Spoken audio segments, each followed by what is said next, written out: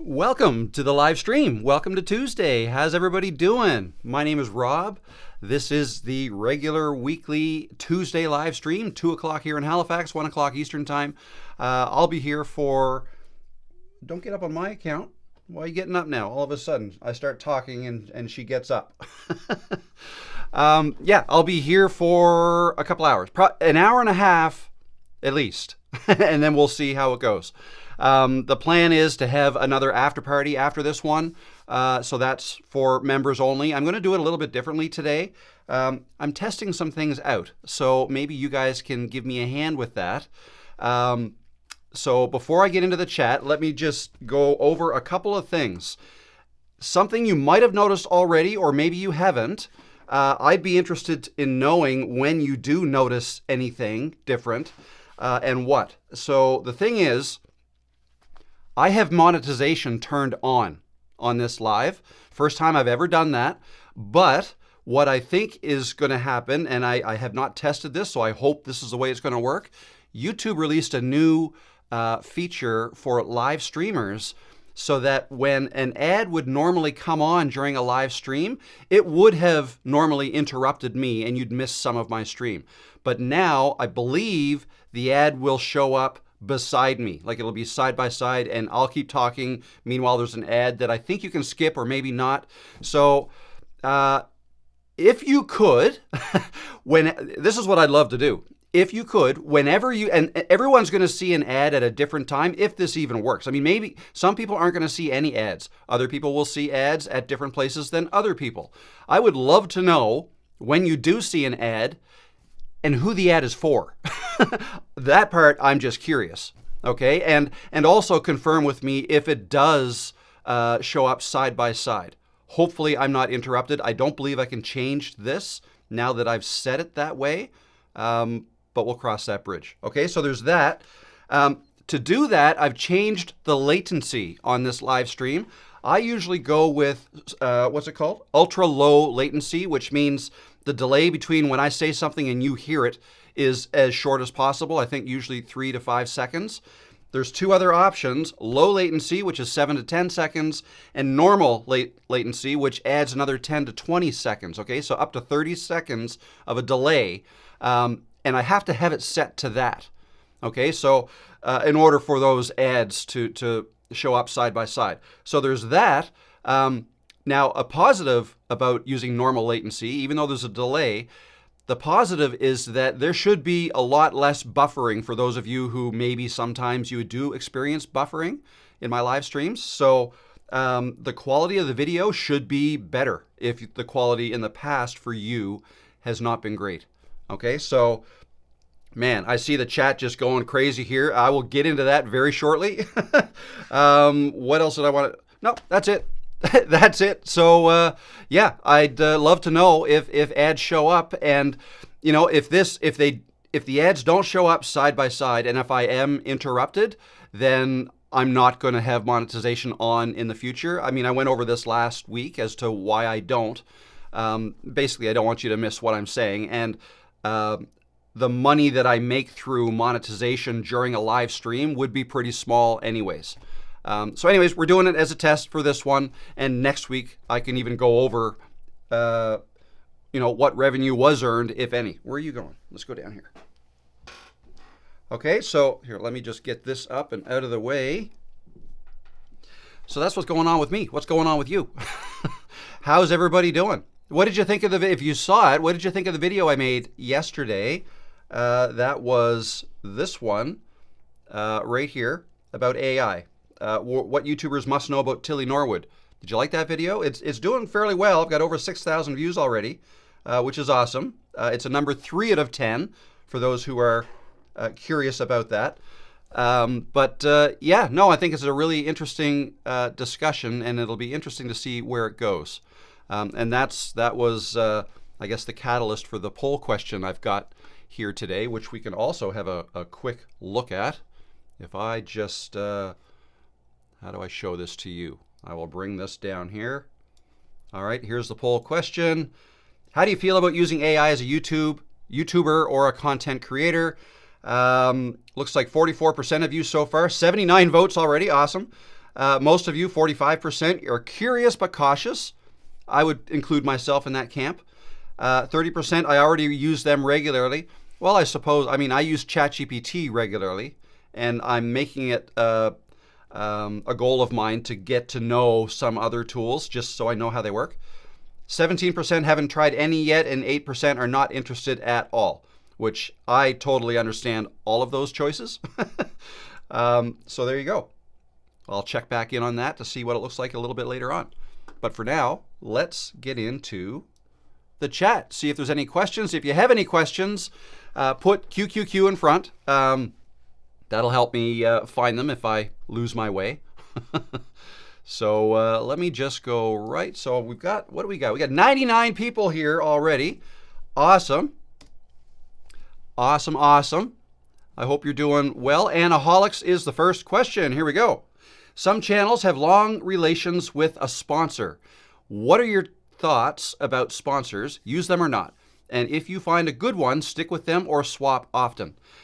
I have only done one sponsored deal so far, and it was a deal for 3 videos. I did 3 sponsored videos back in the spring, and it was a good experience, right? It was a good experience, and this might not have had anything to do with it being a sponsored video, but the first 2 of those 3 videos I did performed not as well as my normal videos, okay?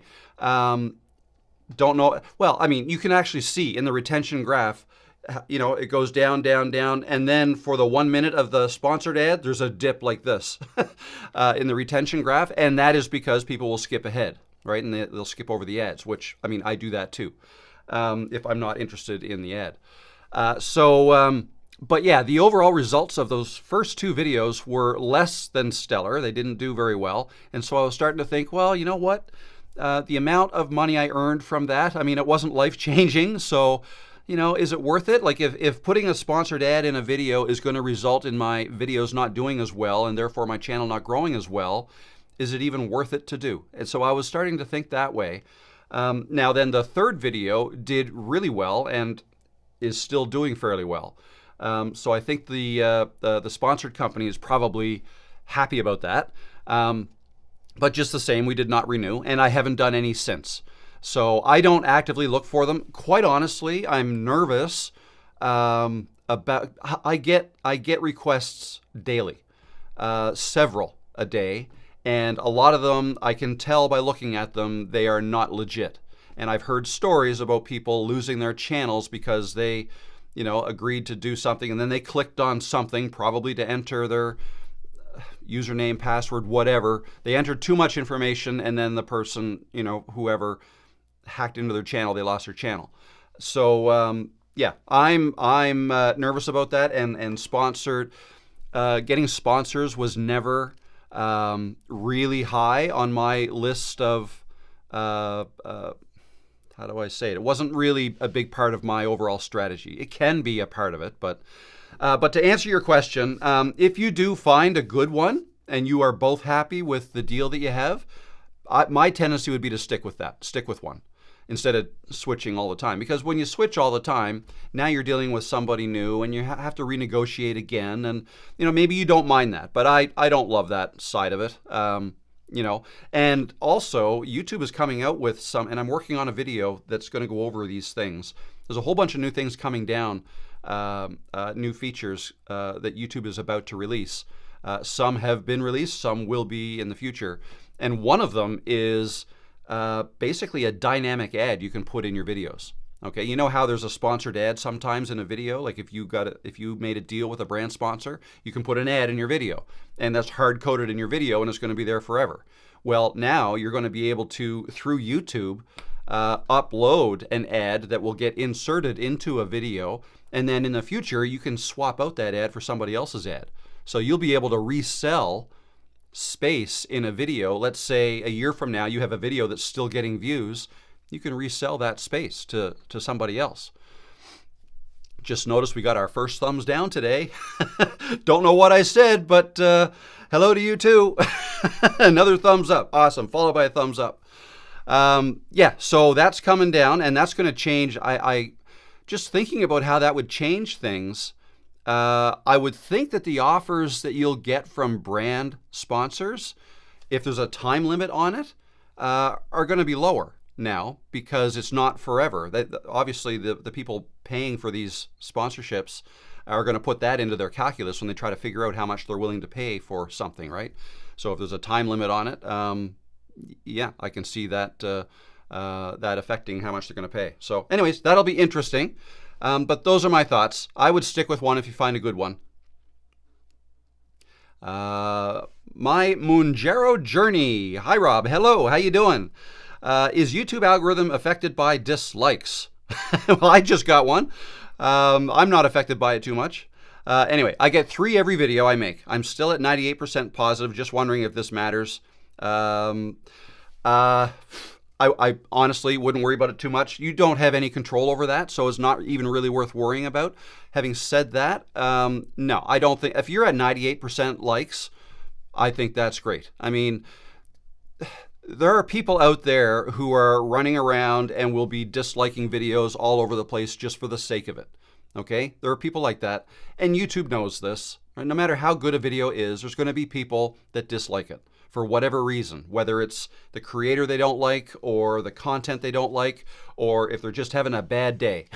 Whatever the reason, you're going to get dislikes. So you're at 98%. I would say that that's definitely well above a passing grade. So you're doing just fine.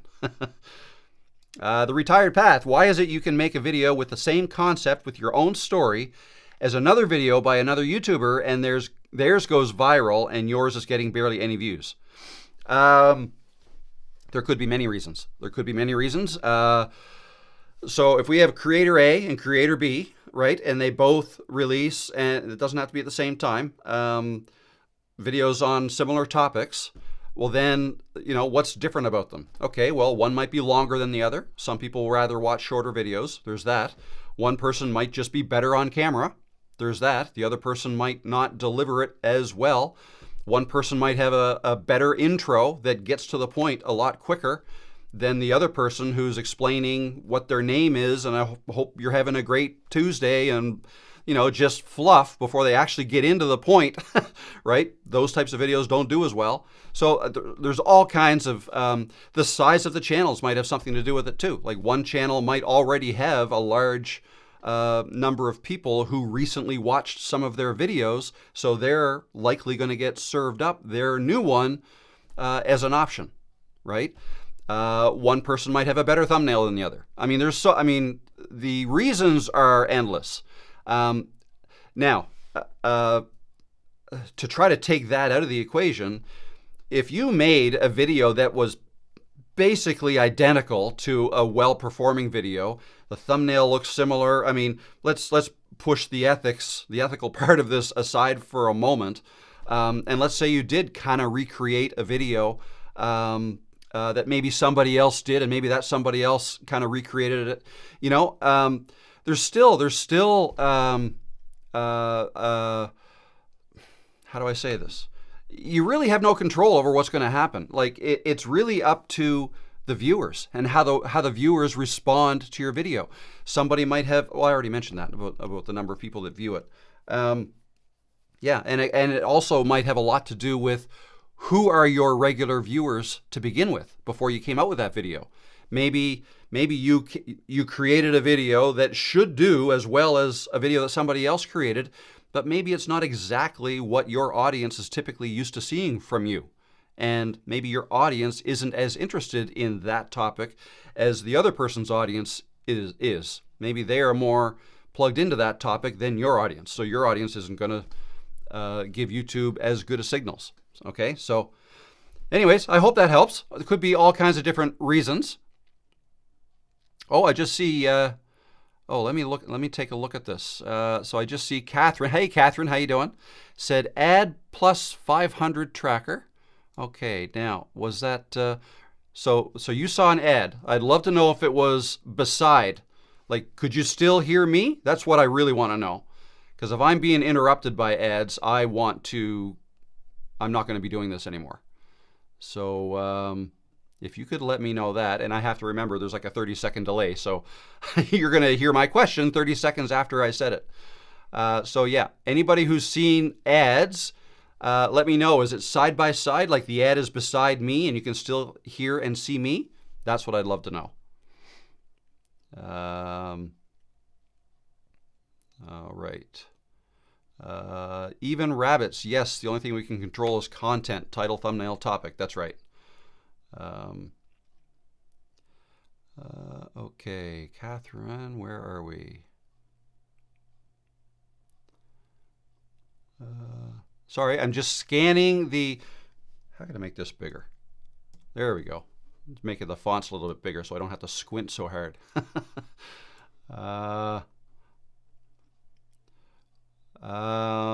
If you seek Amy, no, I cannot see or hear you. Okay, that's not good. Michael Stainer, 20 minutes in and no ads for me. Okay, that's good. Obviously, this question that I'm posing to only applies to those who do not have YouTube Premium. Because if you have YouTube Premium, you're not going to see an ad anyway. Halama said ad interrupted you. Okay, that's not good. I got side-by-side ad, which was louder than you, but could be skipped. All about the alternative. Okay. That's interesting. Yes, just got an ad during this live, Heidi said. Side-by-side ad, or was I interrupted and you missed part of me? This old horse girl, I just got an ad and could still see and hear you. Perfect, that's what I want. But it sounds like that might not be the case for everybody. I wonder if it has to do with where in the world you are. That might have something to do with it as well. Super Baby TV ad on the side, but covering the chat. Oh, okay, interesting. I lucked out and the ads came just before you went live, Carolyn said. Okay. Let's see. What I hate about ads, the same ad comes up throughout a video, having to watch the same ad over and over and over. I'm going to get premium, no ads. Yeah, I totally get it. I have YouTube Premium. I would go nuts if the amount of time I spend on YouTube, it is well worth it to me to pay to not see ads. So, yeah, depending on how much you watch YouTube, you may want to consider that. Catherine says, I'm on mobile this morning, so a bit slow to respond. That's interesting, too, because I should have asked that. Yeah, this is a horrible experiment. Whether you see ads or not probably depends on what you're watching this on. Like if you're watching on mobile, maybe you don't see ads anyways. And certainly on mobile, they probably wouldn't be side by side. Okay. You had a short interruption that you went off. I'm in Michigan, the retired path said. Okay. All right. Okay. All right. Well, I'll keep monitoring that. Hopefully the ads, they're not too many. Maybe at the end of this, we can get a better idea as to how many ads there were throughout this, because I certainly don't want to flood you guys with a bunch of ads. Here we go. Positive Habits Daily has a question. Does your laptop have an integrated graphics card or a dedicated graphics card? So my laptop is a MacBook, and it would be integrated. Well, it's got GPU. It's got a GPU and a CPU. It's not... See, I don't know. I'm getting tripped up on the wording. See, as far as the tech goes, I know just enough to be dangerous, but maybe not all the proper terminology. I don't have a dedicated graphics card in the sense that you would normally see in a desktop or like a tower computer where you put in a separate graphics card. It's not like that. I just have a MacBook, a thin MacBook Pro with an M1 Max chip in it. So that probably tells you all you need to know, I would think. But to answer if your question has to do with, wait, what do I want to say here? A dedicated graphics card, if you're on a PC, a dedicated graphics card will really help you with video editing. If you are wanting to live stream, I don't think it's as necessary. Live streaming is not nearly as intensive as actually rendering videos and editing, say, 4K videos. That's when you need to get into the better graphics card, more RAM, faster CPU, and that kind of stuff. So maybe, hopefully that helps. positive habits. Scott Ald is here. Question: I switched from OBS to Ecamm last week. It's fantastic. Awesome. I think so too. So worth the money. Ecamm can multi-stream to other platforms. Yes, it can. Is it worth doing to cross-pollinate and grow my community on YouTube? Yeah, I guess you have to ask yourself where your audience is. I don't do that, but also one thing you have to consider, if you want to multi-stream to more than one place from Ecamm or from any software that's on your computer, okay? So that's different than, say, StreamYard or Restream, where they're actually doing the streaming. You just stream, right? You stream to them, and then they stream to Facebook, YouTube, wherever else. But if you're doing it from software that's on your computer, like Ecamm and like OBS, then streaming to two places versus one requires twice the upload bandwidth, okay? So your upload connection speed becomes important. I don't know that I could stream to two places because I only get 15 megabits per second upload speed because I've got cable internet basically here in the house. But if you have like a fiber connection and you have like hundreds of megabits per second upload speed, upload now, not download. Download doesn't matter for streaming. Upload. Then you can stream to multiple places. You need, I think you need between 6 and 7 megabits per second upload speed to stream to one place. So double that if you want to stream to two places, okay? But yeah, you can absolutely, depending on what your content's about and where your audience is, if you have a significant portion of your audience on other platforms, then yeah, you may want to consider streaming to more than one place. I personally only have an audience really on YouTube, so that's why I just stream to YouTube. I may try, streaming somewhere else in the future, but all right. Lady BG, favorite editing app, please. Good morning, sunshine. Good morning. My favorite editing app is, if we're talking about video editing, is Camtasia. I have also used DaVinci Resolve, which you can do a lot more with, but it's a little more complicated to learn. Camtasia, I find, is a very nice, easy one for beginners to learn, and it does all I need it to do. So that is my favorite. Paul Sanders, what do you think about whether you add value by using two cameras, each with their own mic, filming at the same time? I've done that before, and yeah, that you can absolutely do that, depending on what if you're just doing a talking head video, there's more production value, I guess, if you have two, cut to the other angle every once in a while. That's kind of a neat effect. It's not necessary, but if you want to be able to keep people engaged and maybe you don't think your content is enough to keep people engaged, that is akin to using B-roll or just, it just changes things up a little bit. So, right? So that's one thing you can do in place of using B-roll. If you're making interview type videos where there's two people being interviewed, then two cameras is great. You could have one. Actually, 3 is perfect. You could have one camera on both, and then each person would have their own dedicated camera on them, and then you got 3 different angles. So there's all kinds of different things you can do there. You could also do 2 cameras if you want to show something that's on your desk, right? One on your face and one like top down, looking down at your desk. But yeah, and then all you would do is you would bring them both. As far as when you said mics, using 2 cameras, each with their own mic, filming at the same time. If you're just filming yourself and you want to get 2 different angles of yourself, then you really only need one mic.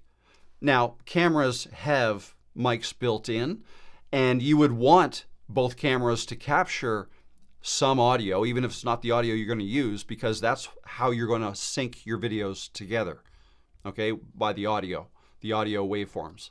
But yeah, as far as good quality audio, you really only need one. So like what I would probably do here, I might use my iPhone for one angle, maybe this Sony camera for another angle, and then a DJI mic, which I'd put here, that'd be the audio. And both my cameras record audio internally. Neither one is a great sound, and those cameras are away from me, so it's not going to pick up my voice great. But a mic I have right here is going to be the audio I want. So I would sync this audio up with that camera's, the video's audio, and the other one's videos, audio. You know what I mean? So yeah, there you go. Something you can try and have fun with. Question. I don't know if I'm going viral. Okay. Well, you don't have to go viral. Viral is kind of a funny term because it means something different for different people.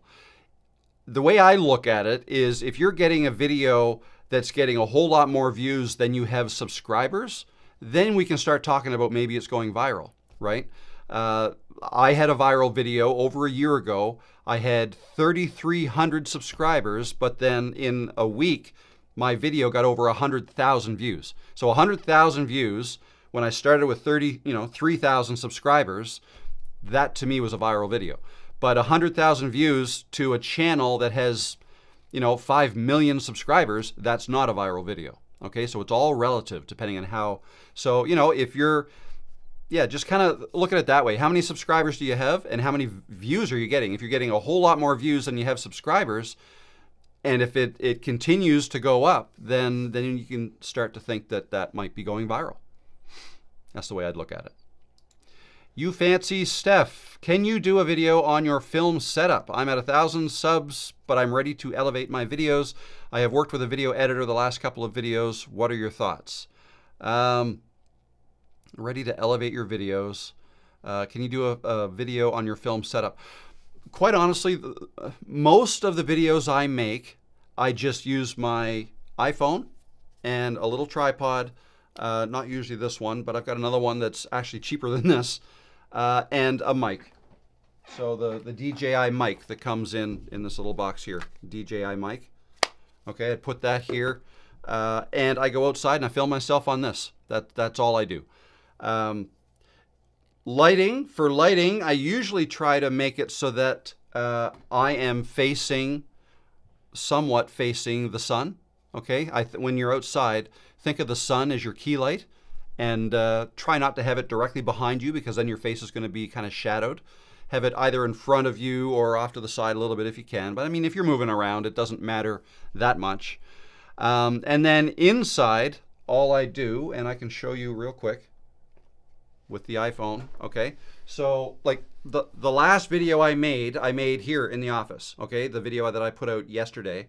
And I filmed that there in the chair. Okay, and I had my mic up there. It's not there now. And this is the camera I used. Oh, I can't reach. Okay, that's the camera I used on a tripod. Okay, and then I also had that light on. Can you see that? All right. And that's what I used there. I don't know if you found that helpful or not. Oh, sorry. I will just to finish that.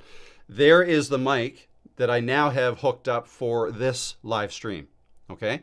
So I only have one of these, so I will move it from here to over there.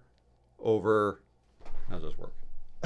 Over there when I'm making a video in that chair. All right. So it gets a little more complicated, but this is basically I've got two setups. Here, I've got this one here at my desk, and then that one over there. So I'll move the mic back and forth depending on, where I'm making the video. And then the last thing was the lights, I guess. So when I'm live streaming here, I've got that light. That would be my key light. Now it's a little close to the camera. You'd right? I usually say about 30 degrees, 30 to 45 degrees, and then also 30 to 45 degrees up. So that really probably should be a little higher, and maybe it should be over here more, like up there. So it's kind of close to the camera. This one is a little further away. We'll call that the fill light. All right. Let's put that back here. So when I say that light's a little close, the only problem is like if I turn and face the light like this, you'll see the reflection in my glasses, and that's typically what you want to try to avoid. But again, we're not making a Hollywood video here, so I'm not that concerned about it. If you get some glare every once in a while, that's fine. But anyways, real quick, those are 3 setups. So here at my desk, back there in that chair, and then also when I'm outside walking around. Those are my 3 most commonly used setups. So I hope that helped. Can you do a tutorial on epidemic sound, please, and thank you? I will put that on my list. I have not done one, but I should do one. Yes. Silver Lining Life. If you don't do sponsored videos, is most of your income from AdSense and affiliates, and how much do you think a smaller channel can make? So yeah, the answers to that question are all over the map. Yeah, I haven't done much in the way of sponsored ads. I do make money with AdSense, but actually most of what I make my money from is coaching and course sales. I've made some courses. So that's kind of the backbone of my business, and I'm working on other things along those lines, like more of a business mentorship type program that I'm putting together, more course videos that I'm going to be adding to my courses. So yeah, those, so the idea being you'd build like a funnel system. So when people download your freebie, so I've got a couple of free tools. If anybody doesn't know about them, check out the description below. I've got a YouTube stats tracker that you can download, Kickstart Kit, YouTube Kickstart Kit that'll help you get going with YouTube, and you can join my community in Creators Cove. So those are some links that you can click to get that free stuff. And then you are in my mailing list, right? I don't currently have a funnel set up. So normally when you join a mailing list, the person who owns the list would have a series of emails pre-created that would go out to you could be every day, could be every week, every month, whatever, for as long, I can create 50 if I wanted to over the course of say 100 days. I'm not going to get that crazy, but right? And then through those emails, you can start letting people know, like, oh, hey, if you're ever interested in one-on-one coaching, I offer that, and or there's this course here, or here comes a mentorship program, or whatever, right? So that's kind of the backbone of the business. YouTube itself is kind of the engine or the lead generator part of the business.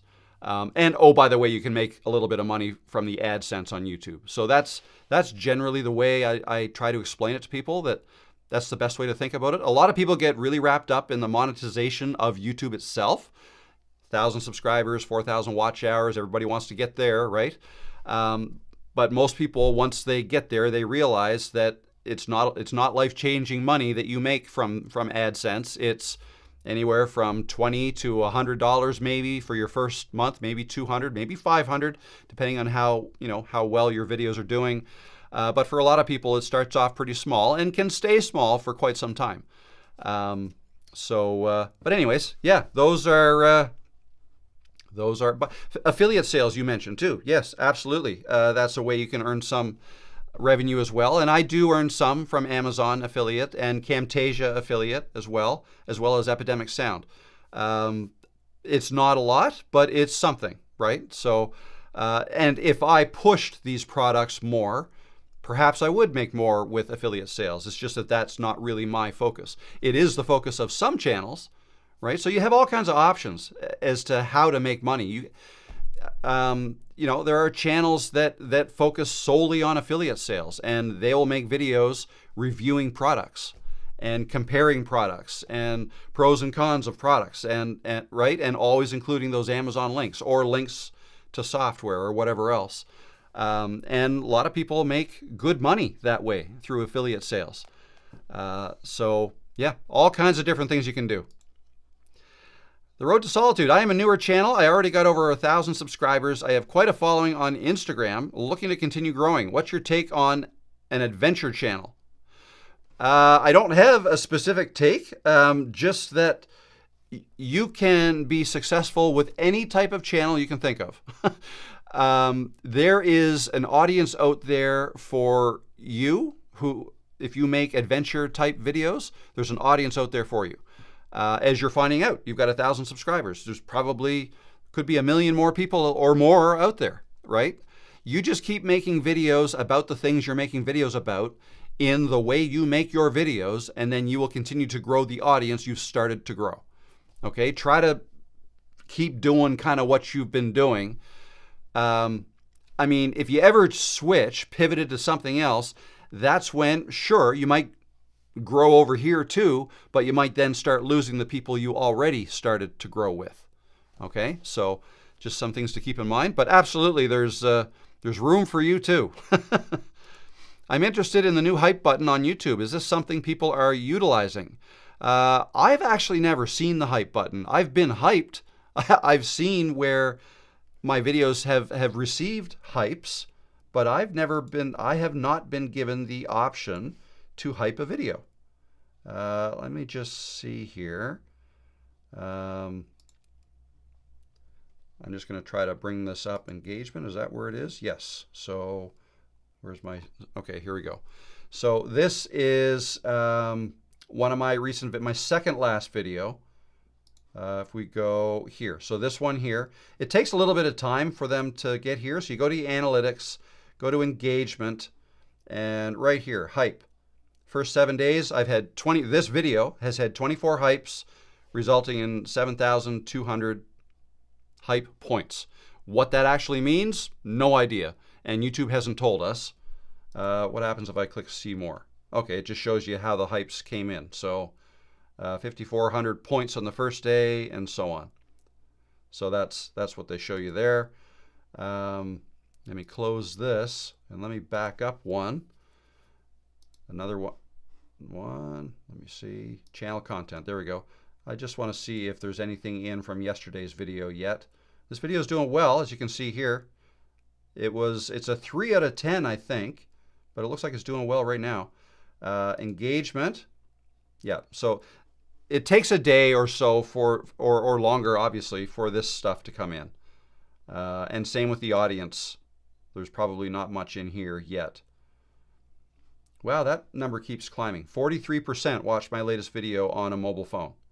26% on a computer, 21% on TV. That's always interesting. No age and gender information yet. Again, I just posted that video yesterday morning, so that's why there's not a whole lot of info there. All right, so there you go. But yeah, just keep in mind, if you hype a video, you can only hype 3 times a week. Okay, so you can only hype 3 times a week. Yeah, so save them for videos you really like. Okay, how YouTube actually uses that information, we don't know. They haven't told us. It's just another way for them to try to figure out if a video is good or not. And they don't actively figure this out. It's all baked into the algorithm, and it's just another metric, another way for them to gauge. Should we be pushing this video out more or not, right? So there you go. I am starting to feel YouTube burnout. I don't want to completely quit, but I also think I need a break. How long should I break for, and what can I do to avoid this again? So how long should you break for? Really, only you can answer that. Just know that I'm a big believer in taking breaks. I've taken breaks before. You have to look out for yourself. Yeah, only you can really answer that, but just know YouTube will be there for you when you're done with your break. It's not going anywhere. Your channel's not going to go anywhere. Your channel's not going to die because you stopped posting for whether it's a few days, a few weeks, a few months, right? YouTube will still be there. So yeah, what can you do to avoid this again? Maybe if at the rate you're making videos and what you're doing right now, maybe you should consider that unsustainable. And while you're on your break, just kind of make some decisions. For instance, okay, I was posting 2 videos a week and I was doing that for months. This is just an example. But now I need a break. So take the break and then decide, okay, it was 2 videos a week. Let's just do 1 video a week. I think I can do 1 video a week without getting too stressed out about it and without, overloading myself, right? So just scale things back a little bit. Maybe you're just trying to do too much. If you are, I get it, because I do that too. And every once in a while, I got to tell myself, Rob, just back off a little bit, slow down, take a break, take a breather. So it's okay. If I skip an ad in a video, does it hurt the creator in any way in the amount they make from the ad? Don't know how to answer that exactly, so I don't know exactly how. I wouldn't even really think about that. Like, if you need to skip an ad, skip an ad. It really comes down to how the advertiser paid for the ad, right? They probably pay so much if an ad is watched all the way through, and they probably don't pay as much if somebody skipped an ad, right? That could be the play. Skippable ads probably don't cost as much as an ad that people are forced to watch the whole thing too, okay? But the bottom line is, whatever money YouTube collects from their advertisers, a percentage of that goes to the creator, okay? And that's 55%. YouTube keeps 45%, and they pay out 55%. So whatever they collect, okay? So in terms of, whether they skip an ad or not, I'm not really sure, but I wouldn't worry about that. YouTube will take, put it this way. I mean, it's a game in terms of, again, I'd be able to speak a little more intelligently about this if I actually bought ads to see how that process worked. But I've never bought an ad before, so I don't really know. But yeah, it's in YouTube's best interest to maximize the dollars they collect from their advertisers. And, again, whatever they collect, a percentage goes to the creators, 55%. So leave all that stuff up to YouTube, and you're good. Do you have a different strategy for growth for going from 1,000 to 10,000 subs versus 0 to 1,000 subs? Good question, Mohit.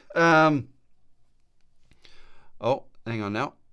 You expanded it here. I have 1,300 subs now and wondering if my strategy should be focused on outliers. I would chalk that up to that's something you can try. All right. I can't tell you for sure if targeting outliers is the thing for you to do or not. But it's something I would try if I were you. And if it doesn't work, then try something else. Like,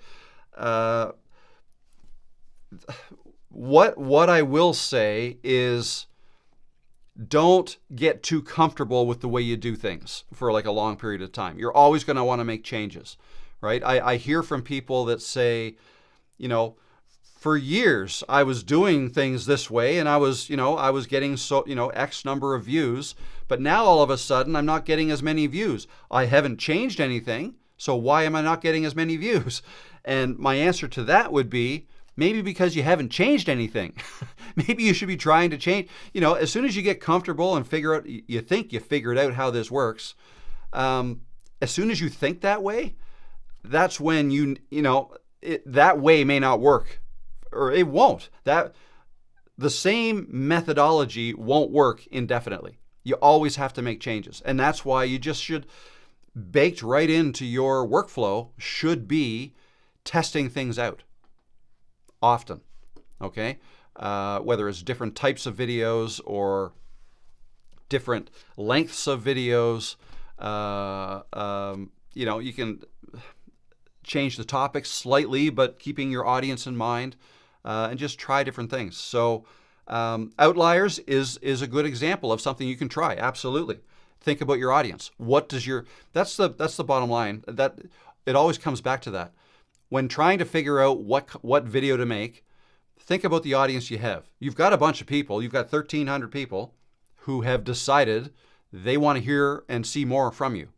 Okay? So why? Why did they just make that decision? Get into your analytics and have a look at the videos you've made. Which ones are responsible for your subscribers? And now think, okay, I know what they've seen. I know what they liked. They want to hear some more. What else do I think they would want to hear from me? And that should drive you towards, the next videos that you make. Okay. But outliers, absolutely. Right. So look at other people in your niche as well, and what videos are working for them. So that's a good place to go if you're having trouble coming up with ideas that have already worked for other people. Specifically with your question though, like not, somebody with 5 million subscribers may be able to get away with a certain type of video that somebody who's just starting out can't get away with. So I don't know. An example might be just in the way you title a video, right? If if somebody really popular made a video that, the title was something like, just something very vague, like, this is it, I don't know, or what now? There's something really short that there's no keywords in there or anything. That might work for them. They might have millions of people. It's like, what do you mean, what now? What are you up to? And then all kinds of people will click to find out what's going on. Whereas if you're brand new, if you say, what now? Like, nobody knows who you are, and people will scroll right by that, right? So there is an element of that what works for some people may not work for others. Catherine, my views and subs are up a lot the last few days. Do you think YouTube is back after the slump? Yeah, so about that. So I made a video, as some of you may have seen, and this might be what you're referring to, Catherine, and other people have noticed it too, that there was a downturn in views experienced by a lot of people in August, September. I don't believe it was across the board, although there's been, I listened to a podcast today, actually, on my walk, where they talked about it. And I think what people are deciding or have figured out is that maybe ad blockers had a lot to do with it. And because what was happening was a lot of people were experiencing lower views, but were not experiencing a reduction in the revenue they were getting. Okay, so that led them to believe, well, if we're still getting the same revenue, maybe all the views we're not getting now were fake views to begin with. And whatever they're doing with ad blockers might be responsible for filtering out the fake views, in which case that's a good thing. You don't want fake views because, fake viewers will never buy your course or buy coaching from you and they will never watch ads that video is trying to sell onto their videos either. YouTube doesn't want fake views, and you don't either. If your views are down and that's the reason, that's okay. But having said that, not everybody experienced a downturn in number of views. So it's not across the board. I saw somewhere where they identified desktops or computers as being the types of devices used for views where the number of views were down. Only for computers, not for mobile, not for tablets. I never noticed that distinction myself, but some people made videos claiming that a lot of people did notice that. Well, we can kind of chalk this up to nobody really knows. And I had an interesting, and I've yet to hear anybody else talk about this, but I was wondering if the drop in views might have something to do with the fact that the thumbnails are so much larger now on a computer. Have you noticed that? Like, I noticed that a couple months ago, that now I'm like on my 1080p monitor, I get 3 thumbnails, 3x2. So 6 thumbnails are displayed at once, where it used to be 4x3, like 12. So there's half as many without scrolling, right? So, just that alone might result in a drop in the number of impressions in browse. Okay. So I was just wondering, might that be it? that might be part of it too, right? But there's always things changing. So, but yeah, no, Catherine, if your views are back up and you were slumping before, there's really no way. I mean, what I would take away from that is you've been doing some things right, and maybe to do some more of those things. Whatever it is you've been doing lately is working. So keep doing that. That's what I would do. Hi, Rob. I just came across an AI program called Opus Clips. I love it. I love Opus Clip. Opus Clips. Is it Clips or Clip? Opus Clip. Anyway, it turns long videos into high-quality viral clips and publishes them to all social media platforms in one click. Would have you tried it? Yeah, I've used Opus Clips. All of my shorts that are on my channel now, I used Opus Clips to create those, and with the automated text and whatnot. I don't do them very often. It's been many months since I last did it, but yeah, no, it's a great tool. Great tool. Hey, Steve, how you doing? How do you promote your coaching if not through talking about them in your videos? What's your take on plugging coaching in your videos? So my take on that is, and I kind of think of myself like how I would respond to videos like that when I'm figuring out how to promote things like that. I much prefer passive promotion. And what I mean by that is a link in the description. I don't make very many videos where I actively promote what I offer. I just have it down below. Now, when I do these live streams, if people like yourself ask me about it, then I'll talk about it. So that's a little bit of promotion, but I didn't actively do it. I guess I kind of actively responded to your question, but right? So there's that. So the advantage of going live, you can let people know, right? But yeah, no, there was, like when I first launched Creators Cove, my community, that coincided with the first course that I created that I also launched at the same time. That was about a year ago. When I did that, I did create a video, a YouTube video, just like all my other videos. But here's what I did. I made it shorter than most of my videos because I knew people probably, like on average, like if I had, I think I had, I don't know, 20,000 subscribers at the time. And I'm thinking, okay, 20,000, like maybe 100 people might be interested out of 20,000. So if 100 people are interested, that sounds awesome, but that's 19,900 people who aren't interested. So that's going to be a video that doesn't do well. Okay, it's not going to do well at all. So I mean, what some people do, they'll put a video up like that and try to, sell whatever it is they want to sell, and maybe it's a limited time offer, and then just get rid of the video or unlist the video. I don't think I did that. I think the video is still there, but yeah. So, and yes, you can also promote within your own videos, like where you would normally put a 30-second or a 60-second ad, like a brand deal. You can say, oh, by the way, this video is sponsored by me, and then talk about your, right? You can do a little, you can try that. Try it, right? Here's something that I think would be a good idea. If you want to promote, if you feel like the people who would be interested in your product or service are the people who like your videos, okay, then those are the people who are going to make it to the end of your videos. All right. So then what you can do is you can plug your product or service towards the end of your video when only the people who really like your stuff will see it. All right. Like if somebody is just a casual viewer, maybe they on average watch half your video, or maybe there's a bunch of people that like the thumbnail and they click in and then they're out of there within a minute, right? So don't bother all of them with promoting your thing at the very beginning of your video. Do it at the end when you still have, when probably 95% of the people who are watching are, could potentially be interested in whatever it is you have to offer. So that's the way I would look at that.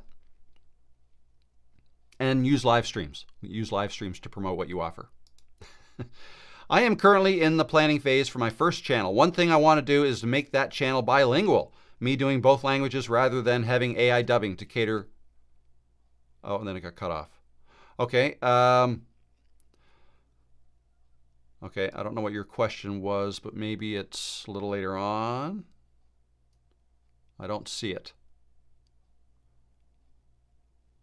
No, I don't see it. I'm sorry. But yeah, you can absolutely do your own and create your own subtitles. It's a lot of work. It's a lot of work, but you can absolutely do that. Heidi is here. Let's see what we got. I'm quickly taking a quick look at the current chat just to see how are we doing with the ads. You guys still seeing ads, and are they interrupting me or are they beside me? That's what I'd love to know. And how are you watching this video? On a computer or on a phone? Let's see.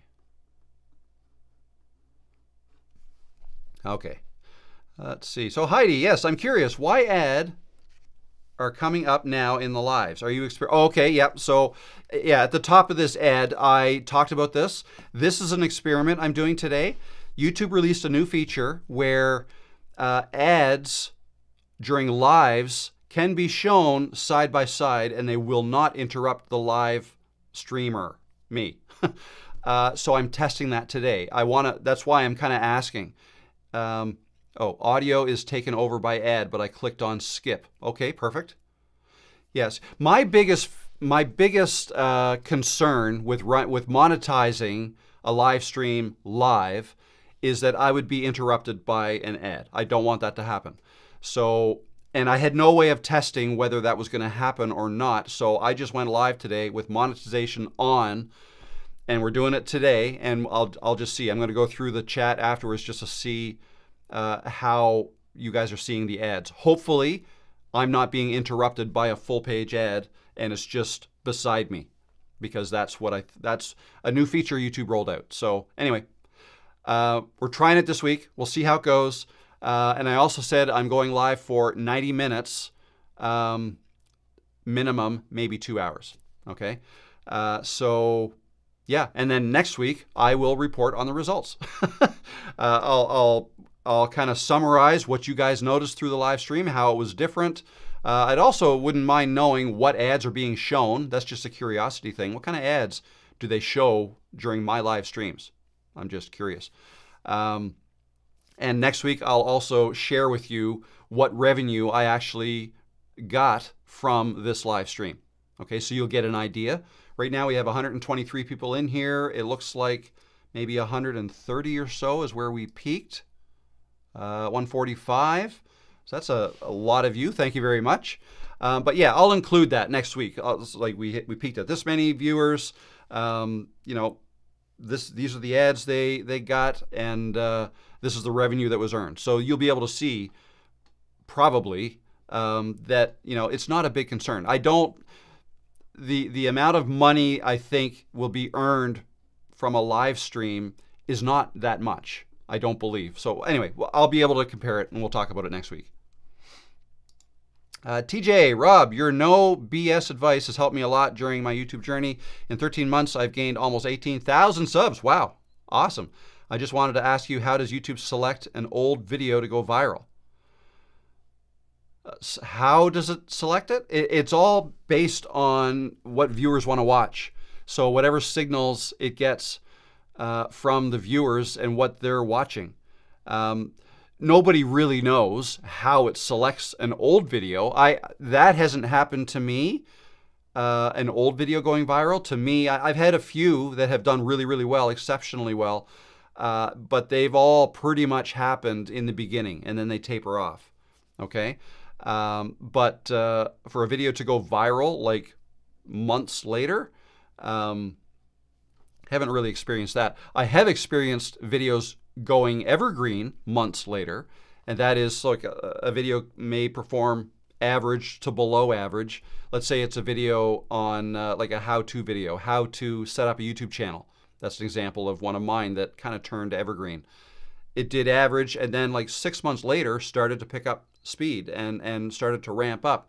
Not to the point of going viral, but to the point that it was getting a healthy number of views every day, like still today. So that's more of an evergreen video than a viral video, okay? Evergreen is consistent views over a long period of time. Viral is like a ton of views in a short period of time. Time for a drink. How we doing? I think Rob is way behind in chat, Nicola. Yes, I am. I am. Did Nicola have a question? Looking for it. I don't see it. All right, let me try to go through these a little bit quicker. Oh, actually, the next one is Nicola. Question. I'm on this new channel, Rob, started yesterday. I'm on this new channel, Rob, started yesterday. The cooking channel is having a good flow. Should I link of each channel on About section or remove, keeping cooking to take an evergreen growth? I think what you're asking is, so you have two channels, one's about cooking and one's a vlog channel. Should you link them together? My gut feeling is no, because they have two different, if they have two different audiences, okay? I mean, that's a tough one. I mean, I don't think you're going to hurt yourself by linking them, right? I mean, maybe instead of linking them, just mention it. Like if you go live on either of your channels, right? You can go live on channel A and then say, oh, by the way, if anybody is interested in, the cooking that I do, I have another channel with that. You might want to check that out, and you can leave a link to that one. Just kind of passively mention it. Just kind of the same way I mentioned about passively mentioning what products and services you have to offer. But yeah, I wouldn't necessarily. My gut instinct is no, not to link them because they potentially have two different audiences. I tried to unlock advanced features on YouTube for over 2 months by building history. I have only this option, but nothing happened. Yeah, I'm not sure how to answer that. Unlock advanced features. Yeah, there's certain milestones you have to. Building history. Not really sure what you mean by that. History in commenting on other people's videos, or you're uploading videos. I do know one thing you have to do to unlock advanced features is you need to verify your account, right, with a phone number. That's often something that people forget to do. Are we talking about QQQ, the investment? No, I don't know what that would be. Is Camtasia free? No, it's not. No, Camtasia is not free, and I don't even. Oh, they might have a free trial. I'm not sure. I have a link to it down below if you're interested. That'll give you a discount, but it's not free. How far from the core of your niche should you go to test what kind of content works for your channel? My channel is about guitar building and playing. That's a really subjective question. I'm not sure the best way to answer that. Anything, again, think of your audience, right? And try things. You're not going to really hurt your channel if you try something that doesn't work. So you could just try something a little bit different, but maybe that you think guitar players or builders would also be interested in. So I don't know, like if they're building guitars, maybe they want to learn how to build a drum, right? Or maybe just woodworking in general. You could do one basic woodworking video that really doesn't necessarily have to do with building guitars, but the people who are interested in building guitars might be interested in that. Okay, so that would be a good example. Over the Hill Acres.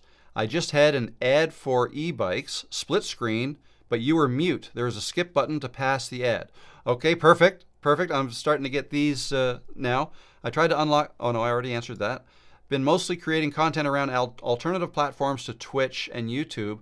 I'm thinking of branching out to a more wider market creator niche on the same channel. Very good. Yep, very good.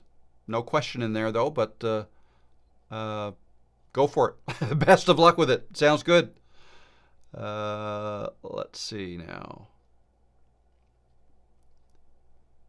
Oh, how do I ask this simply? What is your ratio in hours of work, I guess, between filming and editing?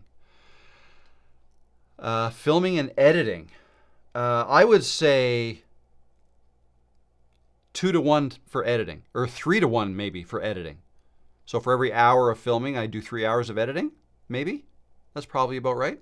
But then there's many other hours of other stuff, like researching. But yeah, I mean, normally, if I'm going to film, if I go outside for a walk, it might take me a half hour to get before I start recording, and then I'll record maybe for, 30 to 40 minutes, but of that, maybe there's a 20-minute video in there, and then a half hour to get back. So maybe I'm gone for 2 hours, right? And in those 2 hours, I filmed, 40 minutes or so, and then I'll come back, and that might take me depends on how crazy I'm going to get. Usually with mine, and when I say editing takes, I was going to say 2 hours. When I say editing takes 2 hours, that includes offloading the file from my phone to my computer, so AirDrop, and then bringing it into Camtasia, setting up my file structure in Camtasia, doing the editing, rendering it, and that'll take 5 to 10 minutes. Uploading it will take, anywhere from 15 to 30 minutes. Creating the thumbnail, like all of that together. I could probably do all that within a couple of hours on an average video of mine. Maybe a little bit more than that. Okay, so 2 to 1, 3 to 1, something like that. Let's see. Not a question, but FYI, on mobile, if I switch to full screen, you are all blown up and half the screen is blank. presumably meant to be live chat, and I have to kill the app. Huh. Interesting. Help me, I have a gimbal. I don't know how I can use it for video creation, and I need to know who can I explore. Gimbal, I would go to YouTube and search for that gimbal and how to use it. Or a review of that specific gimbal. That's exactly what I would do. I don't have a gimbal. My phone has stabilization built into it, so I don't need a gimbal. But yeah, some of them I think can be complicated, but I would either go to that gimbal's website if they have help videos, or more often than not, what I would do is just go to YouTube and search for that gimbal and a video on how to use it. I do that for anything. Anything I want to learn how to do, I go to YouTube.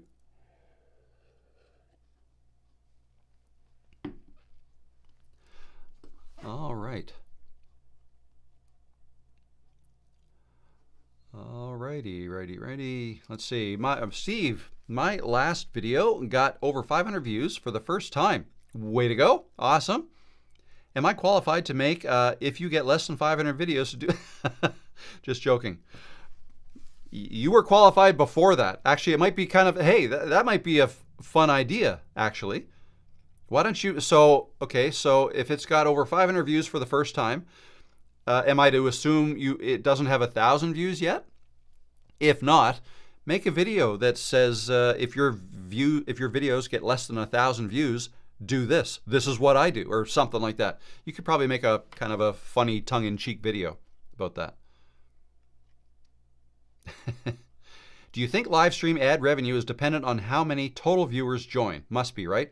Well, it would probably have to, I guess the way I would look at it is, yeah, not necessarily the total viewers, but how long each viewer stayed, right? If somebody is watching and stays for the whole thing and they get so many ads, it all depends on how many ads are shown, is what it comes down to. So if somebody, joins and stays for 5 minutes and they only ever saw an ad at the beginning, well, then there's that, right? So yeah, we're getting right into the nitty-gritty. And different people get ads served to them at different rates, and I'm not even sure why that is. Like, some people who are heavy users of YouTube, maybe they get ads a little bit more often. Maybe it has to do with how often people skip ads. If you skip an ad, maybe you're going to get more of them. Whereas if you watch it all the way through, maybe not as much.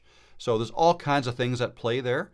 And it's different for everybody, right? And it's probably different depending on where you are too, and how you're watching the live stream. Computer, mobile, tablet, right? It's probably, or TV, excuse me, it's probably different. I've got the hiccups today.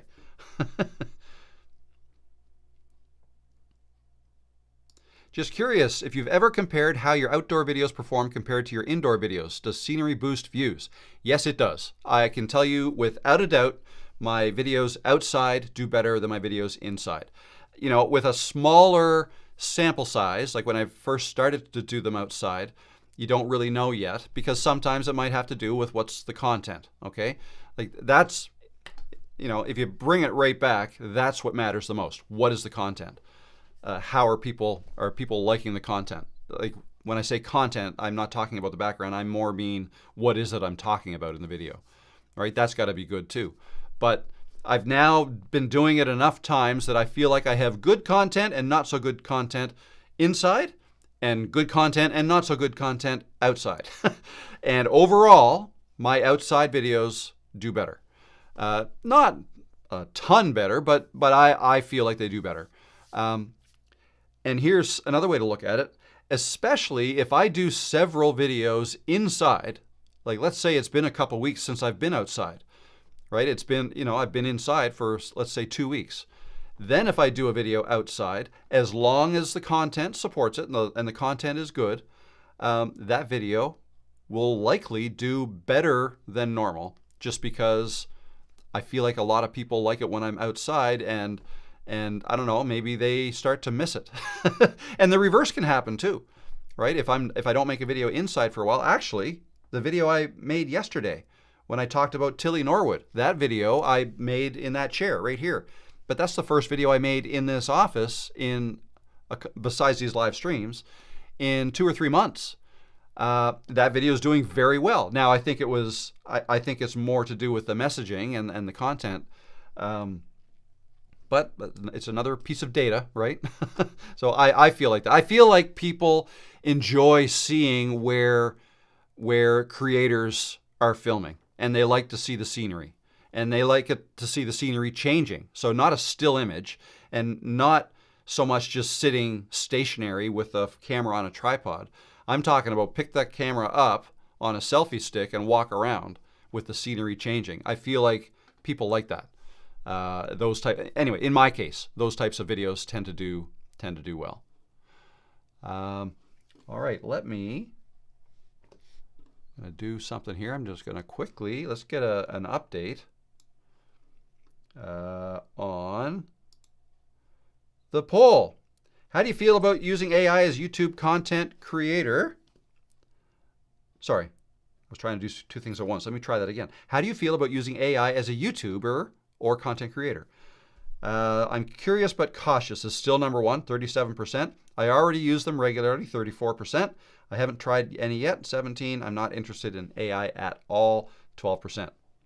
231 votes. Thank you guys for chiming in. That's always interesting to know. So a lot of people are curious and cautious. And again, I feel like I'm there as well. I do use ChatGPT regularly, but that's really the only one. So yeah, there you go. There you go. And what else we got? So this is the current chat. There's some questions in here. Let me just get back to where we were here.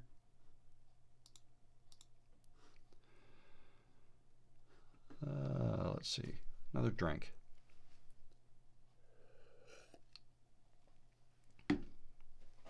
Oh, Cheryl absolutely agrees. Love to watch outdoor videos because we get to see beautiful places. Yep, I agree. I agree, Cheryl.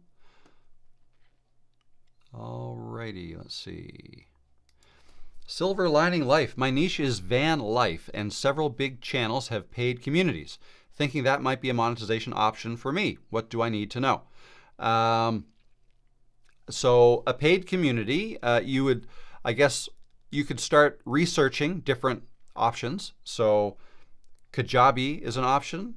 Skool, S-K-O-O-L, is an option. And there are others. Circle, I think, is one as well. Yeah, Kajabi and Skool are the two that I know the most. Well, another obvious one but this wouldn't be paid. Well, I mean, could have a paid element. YouTube live streams, right? Essentially, this, where you guys are right now chatting, this is kind of a community, right? This is a free community, but you can live stream to members only, right? But if you do that, then you have to do the paid part of it through YouTube, and they keep 30%. So if you set up a membership through YouTube, let's say it's $10 a month, you would get 7, YouTube keeps 3. Okay, so you keep that in mind. But yeah, that's where I would start. I would start researching your options in terms of community platforms and go from there.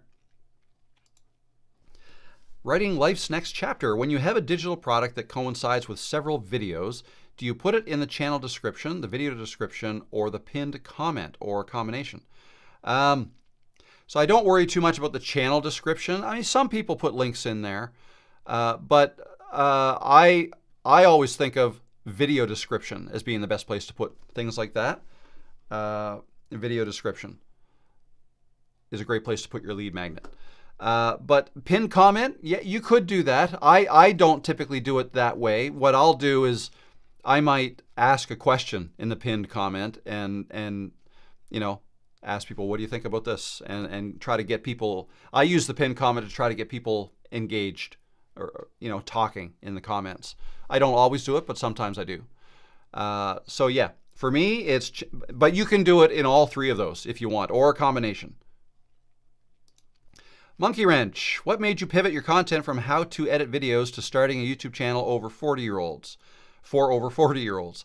Did you get bored and change? Did you test different subjects? I did test different subjects. When I started my channel, I was thinking, I didn't know what I was going to make videos about, but I knew I wanted to get into YouTube. I loved the idea of YouTube. I was editing videos as a freelancer for other people. So I was kind of in that space already. And these other people, some of them were uploading the videos to YouTube. I was editing them for them, adding, sometimes adding voiceover, sometimes they were how-to, screencast type videos. Other times it was just adding subtitles, right? So I was doing a lot of that anyways. So, but yeah, YouTube. So I was thinking, okay, do I want to get into teaching people how to make money online, teaching people how to run a video editing business, teaching people how to use Fiverr, which is the platform I was using at the time, or teaching people how to edit videos with Camtasia, which is what I was doing. And I kind of ended up doing that. I did make a Fiverr video or two, and they'd still be on this channel now, I think. I don't think I've removed any of them. And yeah, just try different things. And what started to resonate with people was the Camtasia stuff. So I continued to do that. Every once in a while, I would get discouraged and I would give up for many months. I was still working. I was still doing the freelance thing. I was still editing videos in Camtasia. I just wasn't as focused on YouTube because it wasn't earning me any money at the time. And I wasn't 100% sure it was going to work. Right. So that was kind of me real time figuring it out. And but then it started to pick up once I finally just, made the decision to try as hard as I could, basically. And then it just I guess occurred to me that, what else might because that's what I was thinking, like, what else would these people, I was concerned that the market size potential wasn't big enough with Camtasia video editing. It's kind of a niche, it's a very niche market. It's not one of the more popular video editing platforms, but it's the one that I knew and that I used. I was using DaVinci Resolve a little bit as well. But Camtasia is what I knew the best. So I stuck with that for a bit. And then I made it, I tried something different. I mean, I tried to make a DaVinci Resolve video. I made a DaVinci Resolve short. And I just found that difficult. So then what I always wanted to do was to be able to talk to the camera comfortably, which I was not having success with. So the first time I decided to do that coincided with me. I mean, if I were to really think about it, like what made me do that? I'm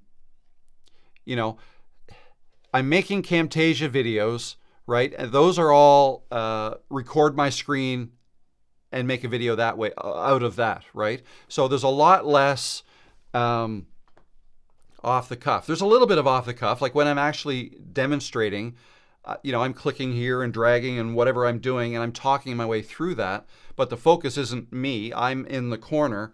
The focus is on the screen. So there's a little bit of comfort in that when you're making a video that way. But the intro and the ending were always hard for me. So I used a teleprompter to get through those. And then I would edit it all together. But I always wanted to get better at just looking at the camera and talking and having it sound natural. Okay. And I had not been able to do that. So I tried to think, I was thinking about, what can I talk about that I know something about? And at that point, it was YouTube. And anyways, yeah. So I made a video. I made a pivot. It wasn't about Camtasia. It was about YouTube instead, which I was quite involved in at that point. I was making YouTube videos 3 a week at that time, Camtasia videos, and everybody who uses Camtasia, not everybody, but most people who use Camtasia, because it's an older piece of software, tend to be older and tend to also be making videos for the companies they work for or the schools they work for or whatever, right? So I thought, okay, these people, maybe they want to have their own YouTube channel too. And that was kind of the aha moment, I guess. And that's something I felt like I could talk about. So that's how I came up with the topic. And I wrote down some bullet points and that pivot worked. Okay, so I tried something new. I have tried other things. I can't even think of anything off the top of my head, but I've tried other things that have not worked. Okay, this one did. So I hope that answered your question. The question was, what made me pivot? I guess it was the fact that I was trying something new and the fact that I wanted to get good at talking to a camera comfortably. And I knew that I would just have to practice it in order to get more comfortable doing it. So there you go. I need another drink.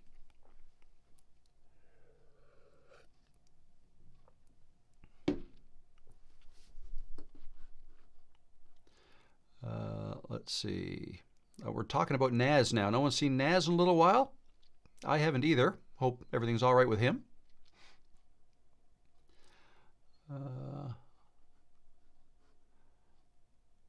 Let's see. All right. Rob, I think you missed my question. I think I got it, though, eventually. I was just running a little bit behind. Besides Kajabi, I'm looking at constant content. Oh, probably constant contact, I think. I'm familiar with that one, too. Kit, which used to be called ConvertKit. MailChimp or MailerLite. Any suggestions? MailChimp.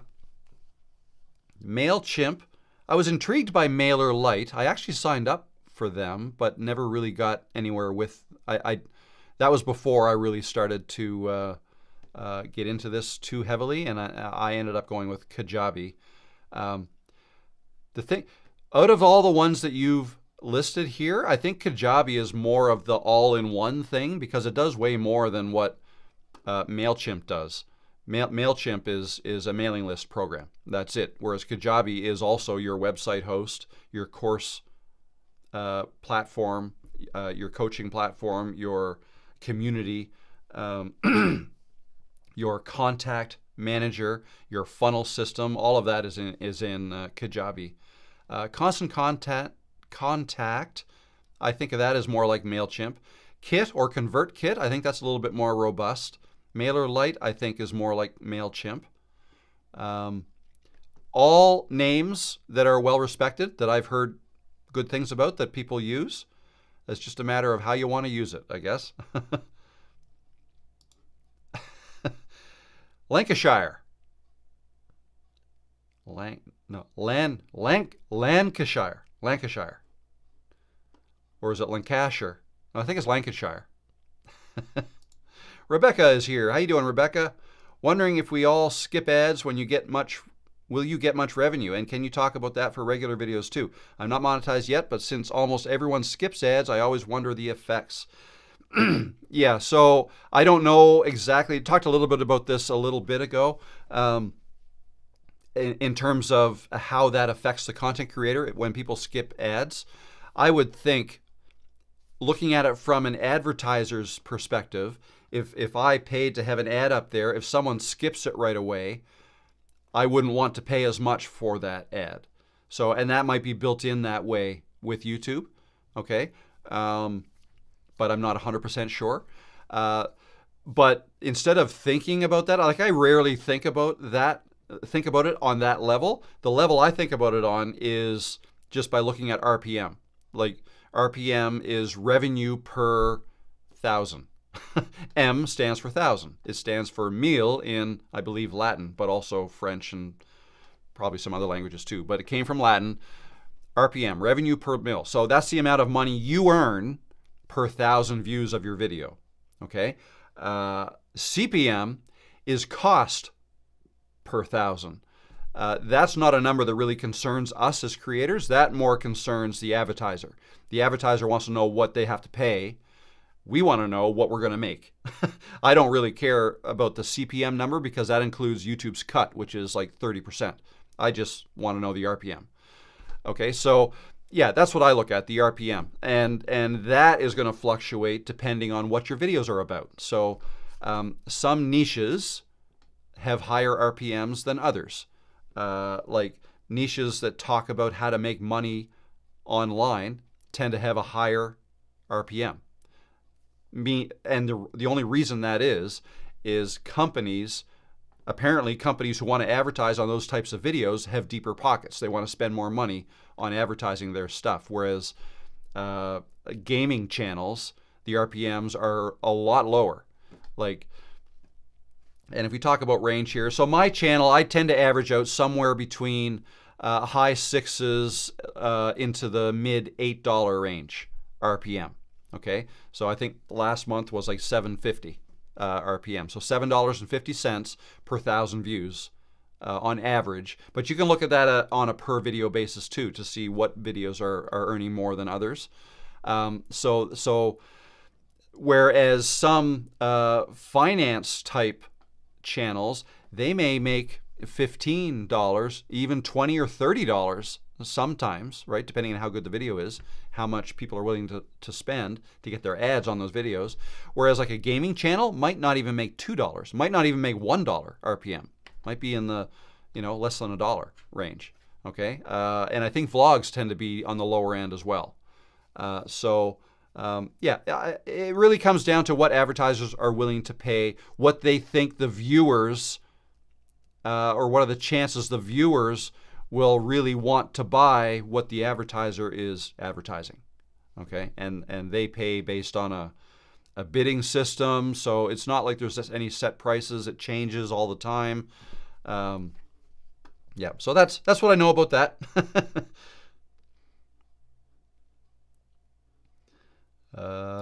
It seems you are moving away from an older demographic based on your recent. Are you intentionally switching to a wider age audience? No, I'm not. I guess my most recent. Well, let's look at this. If I look at my most recent videos, so this one, AI, talked about AI. Can you even see my cursor here? There we go. Yesterday's was about AI. So. And no, my intent, and I think it was later in the video where I actually mentioned the fact that I do want to touch on AI more, but from, somebody in their mid-50s, which I am, from my perspective, to try to help people who are older. Okay, I'm counting myself among the older people. I still think of my audience as, like, if I look at my demographics, it tends to be people from 40 to 80 and beyond, right? So not many people under the age of 40 watch my videos. There's a percentage, but not many. So that's what I always think. So no, I'm not intentionally trying to switch demographics at all. This one about being authentic, that's kind of right along the lines of what I've been talking about, the future of YouTube. I guess that could be any demographic. Why are YouTube videos down? No, I'm not sure why you think that. I'm not intentionally, but just maybe that's maybe that's just the vibe you're getting from my latest videos.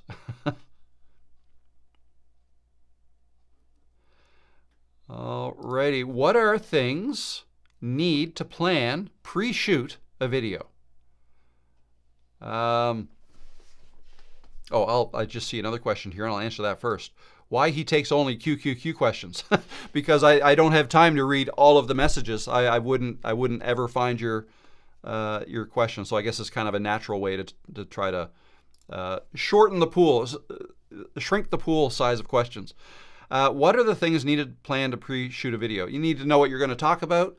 You want to make sure you have a camera that's got enough battery in it and enough storage space in it to hold the video you're going to make. You want to think about lighting, right? If you're going outside, then think about where the sun is and try to face it somewhat. Try to think about your surroundings. Try to think about what the camera's going to capture. If you're filming yourself, what's behind you? Right? Like maybe if you're at home and you don't want people to know where you live, then don't get your street name and house number in the video, for example. Or don't get your license plate in your car in the video. Make sure you're not capturing things like that. So those are some things to think about. Oh, here's another one. I kind of missed my question. Let me search for your name, Nicola. I did answer a question from you. Let's see. Oh, that's not going to work because a lot of people typed your name.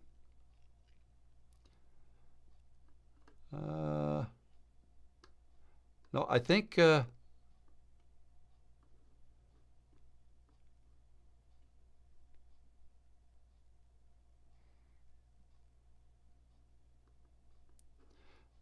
I think I answered your question. If I did not, feel free to ask it again.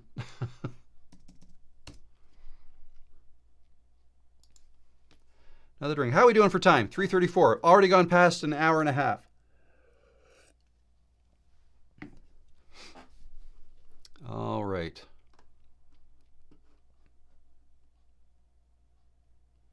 TJ, I'm out all. Have a good one. Have a good one, TJ. Hey, Rob, are you still live? Nick says. Yes, I am. Am I not? I should be. No, Rob, you already answered, Nicholas says. Awesome. Awesome. Johnny says, may have missed my question. Basically, is it best to do 3 videos per week? If possible, to grow a bit faster at start, or just stick to 1 a week? What is recommended? Whatever you can do. Johnny, whatever you can do. If you can do 3 a week, then do 3 a week. But just watch out for burnout, because that is a lot, especially if you have another job. But that is what I did when I started to really grow my channel. I did 3 a week. Nicholas says, Rob, you answered already. Awesome. Anaholic says, no, it's just a clone bot. I promise you, I am not a clone bot. All right. What else is going on?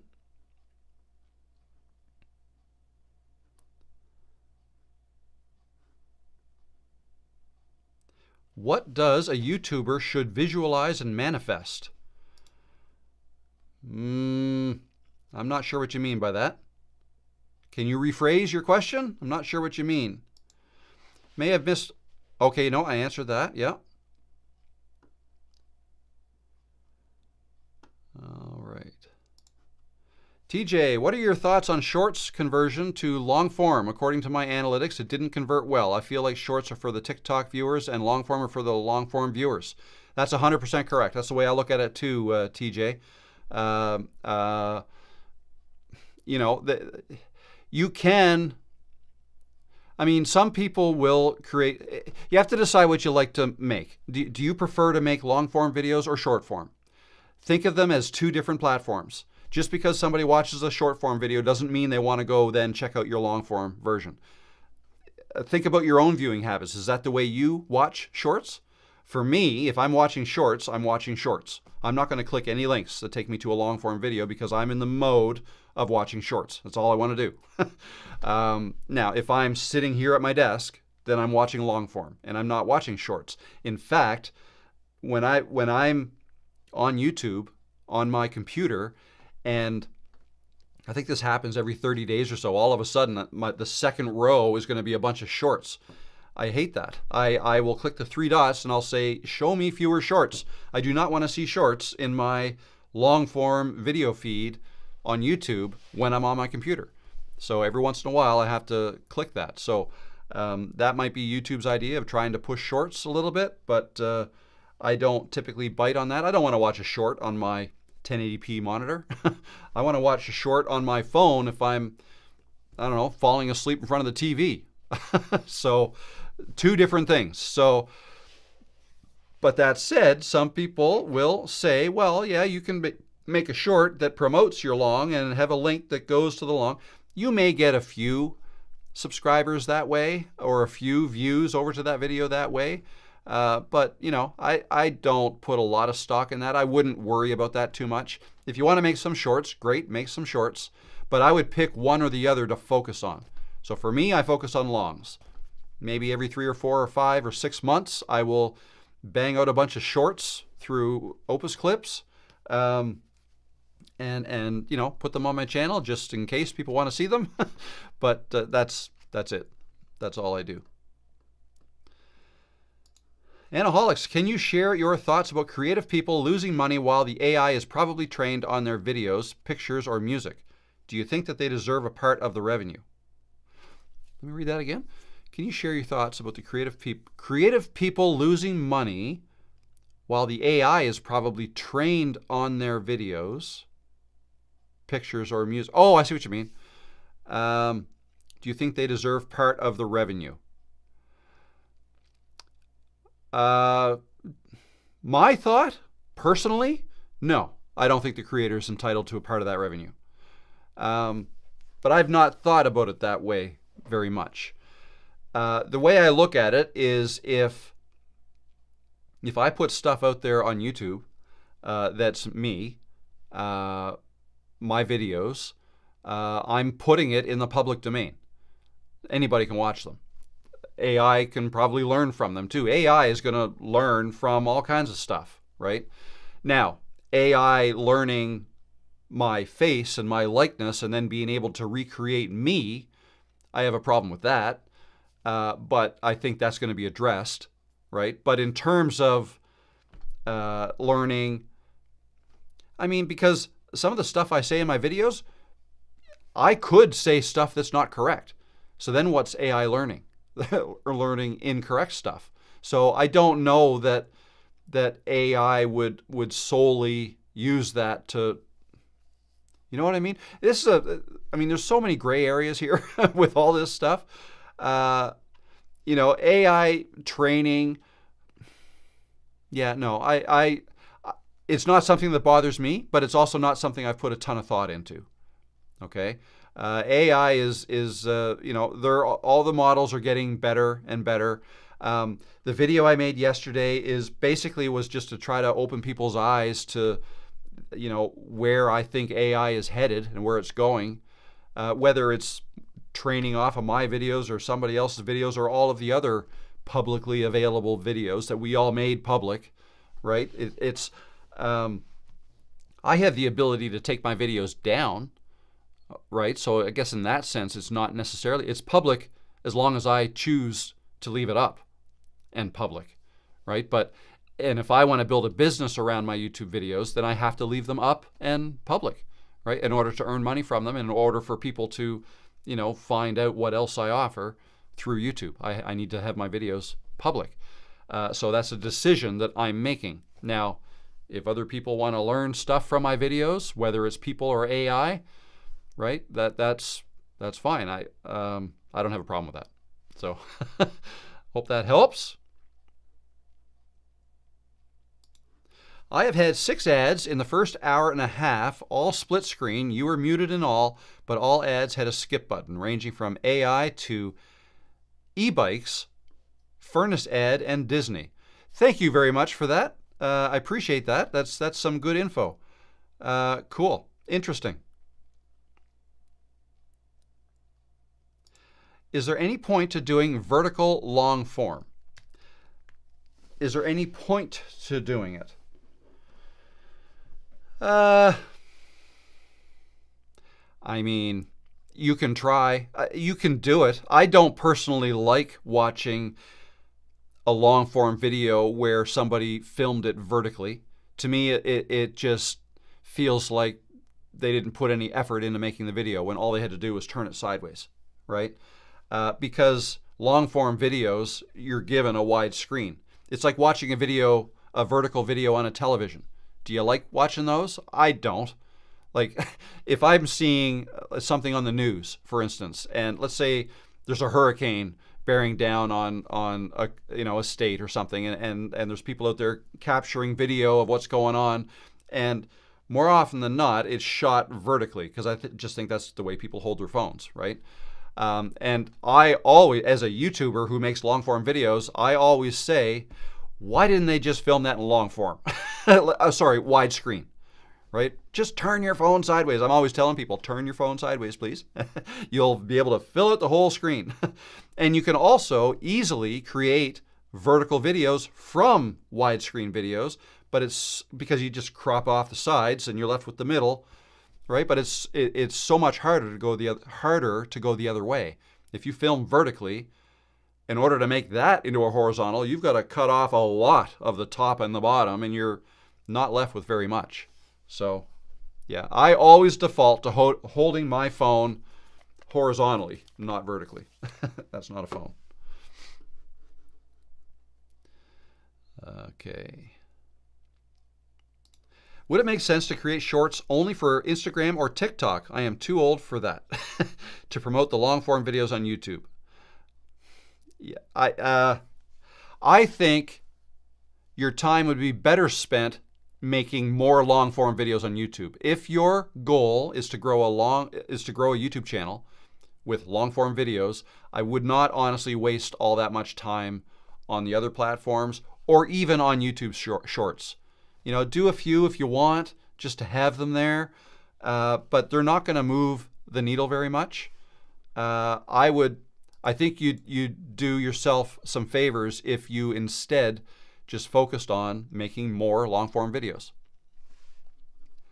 That is my answer. I'm documenting my YouTube journey and focusing niche on all YouTube growth and personal brand related for late bloomers. Your thoughts on growing while you are learning YouTube? I guess my thoughts would be, whether it's YouTube or whatever it is, I love the idea of a journey type channel where you're documenting your journey, whatever it is. Learning YouTube, learning how to ride an e-bike, learning how to fish, learning how to sail, whatever it is. I love the idea of just picking up a hobby even and making it a channel about that. Not necessarily about the hobby, but about learning the hobby. Like starting from zero, and every week you make a new video kind of showing where you're at and what you learned that past week. I love it. I love that idea. That's kind of a default response to anybody who tells me I'm not good at anything, I don't know enough about anything to start a channel. Well, yes, you do. But if you really don't think you are, then consider picking up a hobby, something you might be interested in learning. And oh, by the way, you can document your journey in learning that thing. Maybe play guitar, maybe learn how to sail, maybe whatever. Maybe you want to run a marathon and you can't even run a mile, right? Maybe you want to document that journey from couch to marathon and document your whole journey. Maybe you want to lose weight and you want to document that journey, what you eat every day, how you exercise every day. I love documenting documenting your journey type of channels.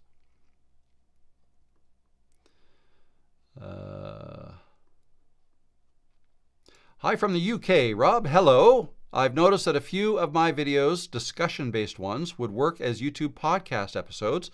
Have you any advice on creating a separate YouTube podcast playlist? Any advice on creating? You can create it in YouTube. Don't know that I have any advice on it. I think it's a good idea.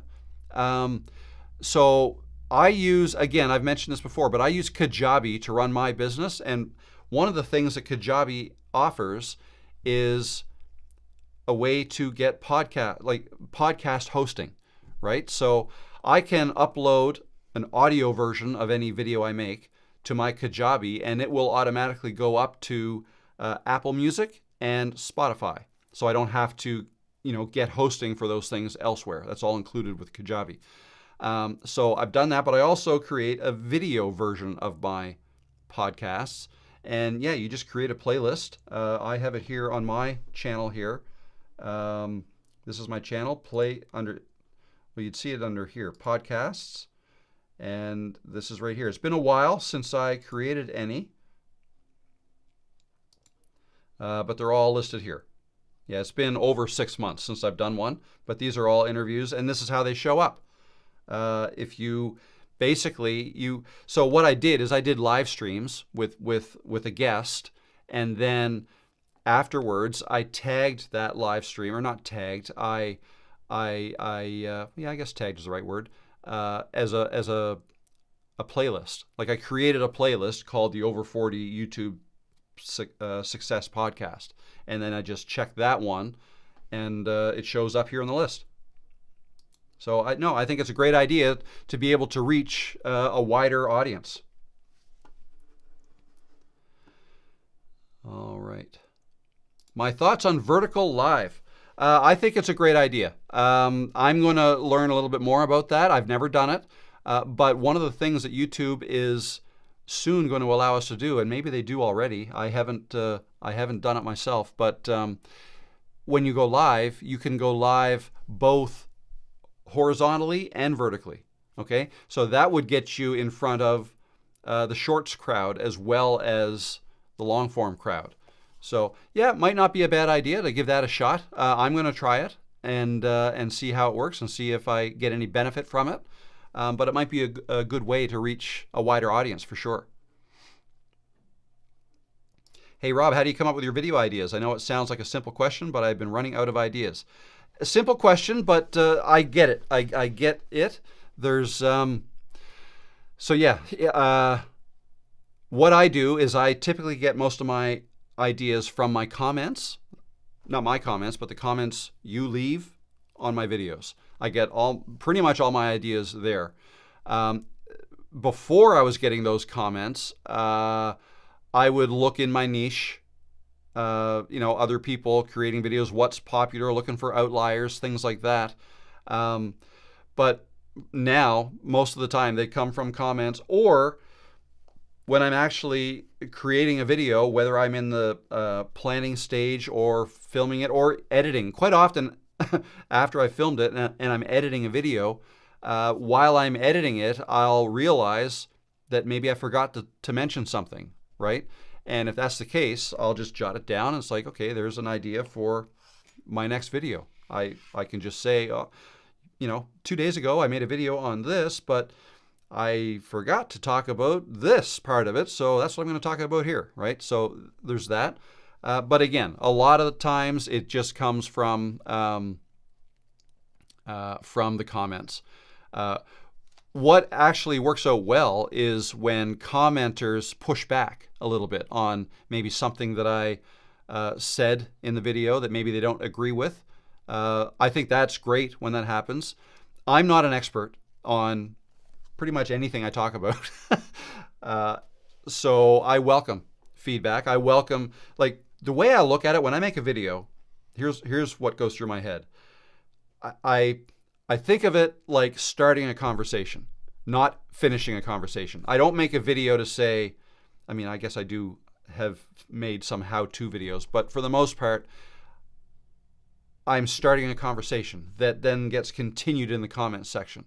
People will comment, they'll agree with me or they'll disagree with me. I will respond, and I may or may not get ideas out of that, right? So if a bunch of people disagree with something I said in a video, well, I might have been wrong, or at the very least, it's something to discuss, right? So that's something I can discuss in my next video. You can even pull up a comment.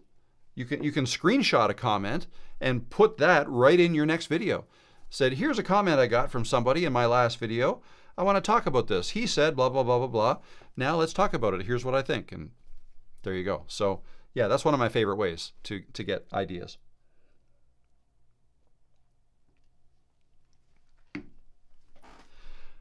All right.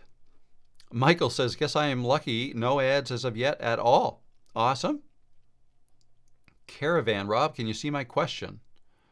Hi, Rob, did you see my message? No, I guess I did not. And I'm scrolling and I still don't see it. Feel free to ask it again.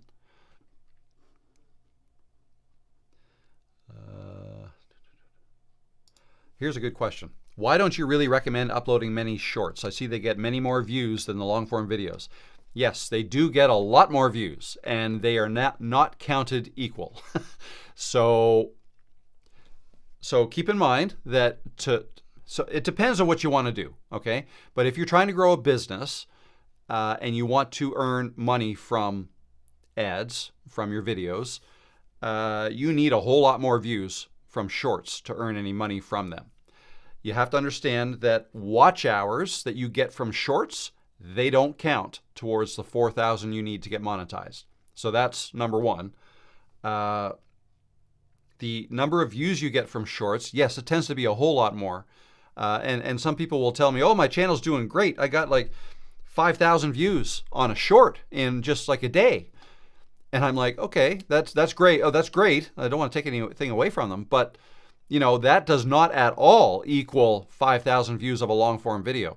If a long form video and I did the calculation on my own channel many months ago, but when I was getting, say, $8 RPM, earning $8 per 1,000 views of long form, I did the math on a short form video, because you do earn money from shorts, but it's just calculated totally differently. It doesn't depend on watch hours and it's more like a pool and you get paid a certain percentage of what's collected into this pool. So anyways, for me, it worked out to, instead of $8 per 1,000 views of a long form, per 1,000 views of a short form, it was something like 40 cents. Okay, or maybe even less. No, it was less than that. It was 26 cents per 1,000 views. So you need millions of views to make any real amount of money from shorts. So that might be the missing link for you that might help you understand that. I have 900 subs, 900 watch hours. Ideas to increase watch hours. Start doing live streams. Start doing live streams. That's an easy way to get your watch hours up. Start making videos that people want to watch. That's the bottom line. If you have 900 subscribers, 900 watch hours, so you're almost a quarter of the way there, and you need to get, you need 4,000 watch hours in your last 365 days to get monetized, right? You just have to work on getting better at making videos that people want to watch for a long time. Okay, whether you make longer videos that people watch a larger percentage of your videos, that's one way to do it. Or if you make a shorter video, let's say you just make a 2-minute video, but everybody watches all of it, right? And then it starts and people love it, so they're liking it and they're commenting. Make videos that people feel the need to comment on. That's great. Like, ask questions in your videos. Interact with try to start the conversation with your viewers so that they comment. That's engagement. And YouTube, the algorithm notices that, and they'll think, okay, yeah, people are liking this. Let's push it out to some more people who we think like this kind of stuff. That's how you grow a channel and grow your watch hours. Okay? It's no good to just, you can't just make videos with no thought into trying to retain the viewers if you want to grow a channel. If you just make videos of you playing games, for instance. So I don't get this a lot. Like, there are people, like gaming channels, where they're making videos, they're capturing their screen of them playing the game. And yet they themselves aren't really saying anything in the game. So there's really no value added there. Like, who's going to want to watch that, right? Now, this is me talking. I'm not a gamer, so maybe I don't quite get it as much as gamers would. But I just feel you have to think about your audience. Like, who is your audience? Who's going to want to watch your videos, and what, how can you help them? If you can make videos that help these people, then I think that's a great way to grow a channel. I think that's one of the best ways to grow a channel. One of the easiest ways. Alrighty. Anaholics, what makes you more money per invested hour? Live streams or long form videos? I'm going to go with option 3. Per invested hour would be my courses and my coaching is what makes me the most money. Not live streams, not long form videos. No, but if you just want to talk about live streams and long form, then it's the long form videos, not live streams. I don't do these live streams to make money directly, more indirectly. I do these live streams for the community building part of it. I'm trying to help as many people out as I can in the hopes that they will come back, and we're growing a community, and you guys start helping one another when I can't get to your questions because the questions are coming faster than I can answer them all, right? So you guys are getting to know each other. There's community building going on. And then, oh, by the way, if I just cannot get to your question, then maybe you might consider coaching, which I offer. And there's a link below in the description below for anybody who wants to chat one-on-one with a Zoom call with me. So, I use these live streams as I guess it's like branding, right? Think of it as branding. I'm getting myself out there. I'm also building trust, right? I'm helping people as best as I can. I'm trying to share my knowledge, what I know, in the hopes that I can help you guys too. And I feel like even if that doesn't directly benefit me today, right? I mean, there are some benefits directly. So that would be in the form of super chats or super thanks, or today we're doing this monetization test where ads are actually showing up on these videos or during this live stream. I'm hoping I'm not being hidden. Most people, I think, what I've seen is it is showing side by side, so that's great. I'm looking forward to watching this back. Actually, I'll have to watch it back not logged in so that I get to see the ads too. But anyway, yeah, no. So no, I don't make very much. These live streams, the ones that are not, when I don't monetize them until after I'm done, and then they're monetized on the replay, I earn anywhere from $5 to maybe $15 per live stream, and that's for a 2 to 3 hour live stream, right? 2 to 3 hours of my time, and then it earns maybe $10 to $15 over the course of a week, and then not much more after that. So that's not it. Whereas videos, if I have a good video, it might make over $50 on the first day, right? And then, you keep making long form videos, and, if you get some that go evergreen, you could make quite a bit more money with those, certainly more than with live streams. So yeah, live stream is more of a vehicle to build community, build trust, help people, but also a way for me to self-promote, right? I can talk about my coaching. I can talk about the coaching platform I'm working on. I can talk about my courses, any of this stuff, right? So you guys get to learn what I'm up to. Yeah, so hopefully that answers your question. Alrighty.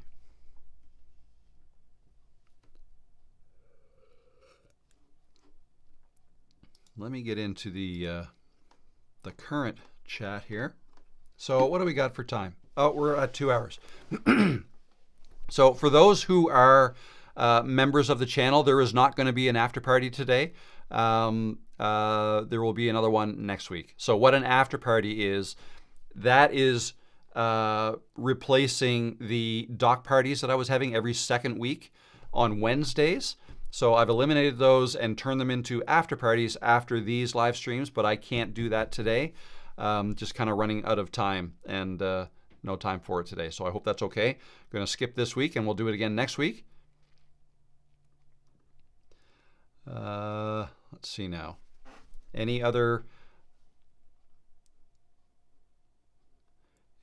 anybody has any other questions for me, I can see about answering them before we go. And then also, yeah, I wouldn't mind knowing, let me know what you thought about the ads. Like, is that a deal breaker, the ads that you got during this live stream? Again, next week, I'm going to present you guys with the results of this test today. So it was a 2 hour live stream. And so I'm going to have a look at it to see, and I'm going to go through the chats to see how many ads were coming, and were you guys annoyed by them? Did you miss much of me? Like, was I guess, hidden for any portion of when the ads were shown? This is what YouTube is trying to make it easier for us live streamers to want to monetize during the live stream, because they would make more money, right? So they want us to do that. But I also don't want, because I don't make a ton of money from this, from doing the live streams, I don't want to burden you guys with ads that I'm not getting a significant, I don't know what I'm trying to say. I think you know what I'm trying to say. I'm getting tired. It's been a long day. So next week I'll talk about that. We'll see. I'll talk about the results, and I'll also show you how much revenue I actually earned during this 2 hours compared to the other weeks when I have monetization off, so we can see the difference. Andy Paints didn't see a single ad. Interesting. Even rabbits side by side are annoying, but less annoying than full page ads that completely take you away from the video. Were you getting both even rabbits or only side by side? I'd be interested to know that. Gabby says ad was meh. It was a short interruption. All right. Scott says curious to see how much dollars this stream earned with them turned on. Yeah, me too, actually. Me too. Carolyn says ads are usually a deal breaker for me if I'm trying to watch a live stream, but I only got 2 ads before you actually started. I have no problem with that whatsoever. Okay, cool. Scott's got a question. I want my live streams to be consistently at the same day, same time. That's a good strategy. Should I pay attention to when other live streamers are on to try to avoid being at the same time? You might want to pay attention to when other live streamers in your niche are online. Yeah, that something to look at. So I kind of did. The only one I was really, actually, I didn't do a lot. So the only one I really watched a lot of is Nick Nimmin on Saturday mornings, but I knew I didn't want to do it on Saturday mornings anyways, so that was fine for me. So it's more important to pick a time that works for you. And yeah, if you can avoid any direct competitors to you, then try to do that. But it's got to be a time and a time and day that works for you, because once you start doing it and you are doing it for a long period of time, like for months, the people who naturally will come into your live streams, and your live stream numbers will grow and grow and grow. It'll grow with people who naturally that day and time works for them. Okay? Like if I all of a sudden decided to change and do my live streams on Tuesdays at 2 a.m. instead of 2 p.m., most of you guys probably wouldn't be able to tune in, but I'd probably get a whole bunch of people but not this many. I'd start building an audience from halfway around the world, right? And I start losing people from net, right? So, yeah, that's the way I would look at it. Start with what works for you, and then you will naturally grow an audience that time works for. There you go. Only side by side. Perfect. That's what I want to hear. I'm not a fan of the ads during the live stream. I would watch your live stream either way. Good to know. Thank you. If people are paying for YouTube Premium, then they wouldn't see ads, I assume. Yes, that's right, Rebecca. Yep. They would not see ads. No ads. There you go. There's one right there. No ads. Premium user. I'm a premium user too. I got about a dozen ads. Wow, that's a lot. 4 blocked you. I'm on my phone. Okay, interesting. On your phone. Interesting. Why don't you respond on my question? I think I answered a couple of your questions, but feel free to ask it again. The ads didn't make or break it for me. Either way works for me, so whatever will help you out the most is what I say you do. Yeah, I don't think I'm going to continue with them. I don't. I just wanted to know. I wanted to know what you guys thought of it. I wanted to demonstrate it to you guys so you could see what it's all about. It's a new feature that YouTube has brought out for live streamers in case any of you want to live stream, right? That's something. But yeah, it's not part of my business strategy to earn an extra $10 on my Tuesday live streams. So it's not. So I'm probably not going to continue it. But I wanted to know. I just want to know what you guys thought, and I also want to know what the difference is in the revenue. I don't have a problem with ads, but just didn't get any. Interesting. I don't get ads normally because I'm a premium user. However, when I would watch live, then I would probably switch on subtitles so I can read what you were saying. Oh, that's a good point. Interesting. Still no ads from Michael. Are you sure you're not a premium user, Michael? Maybe you're a premium user and you don't know it. Hey, Rob, if I started a new Google account and I created my own Gmail address, can that email address be changed, or do I need to remove the whole Google thing and start over?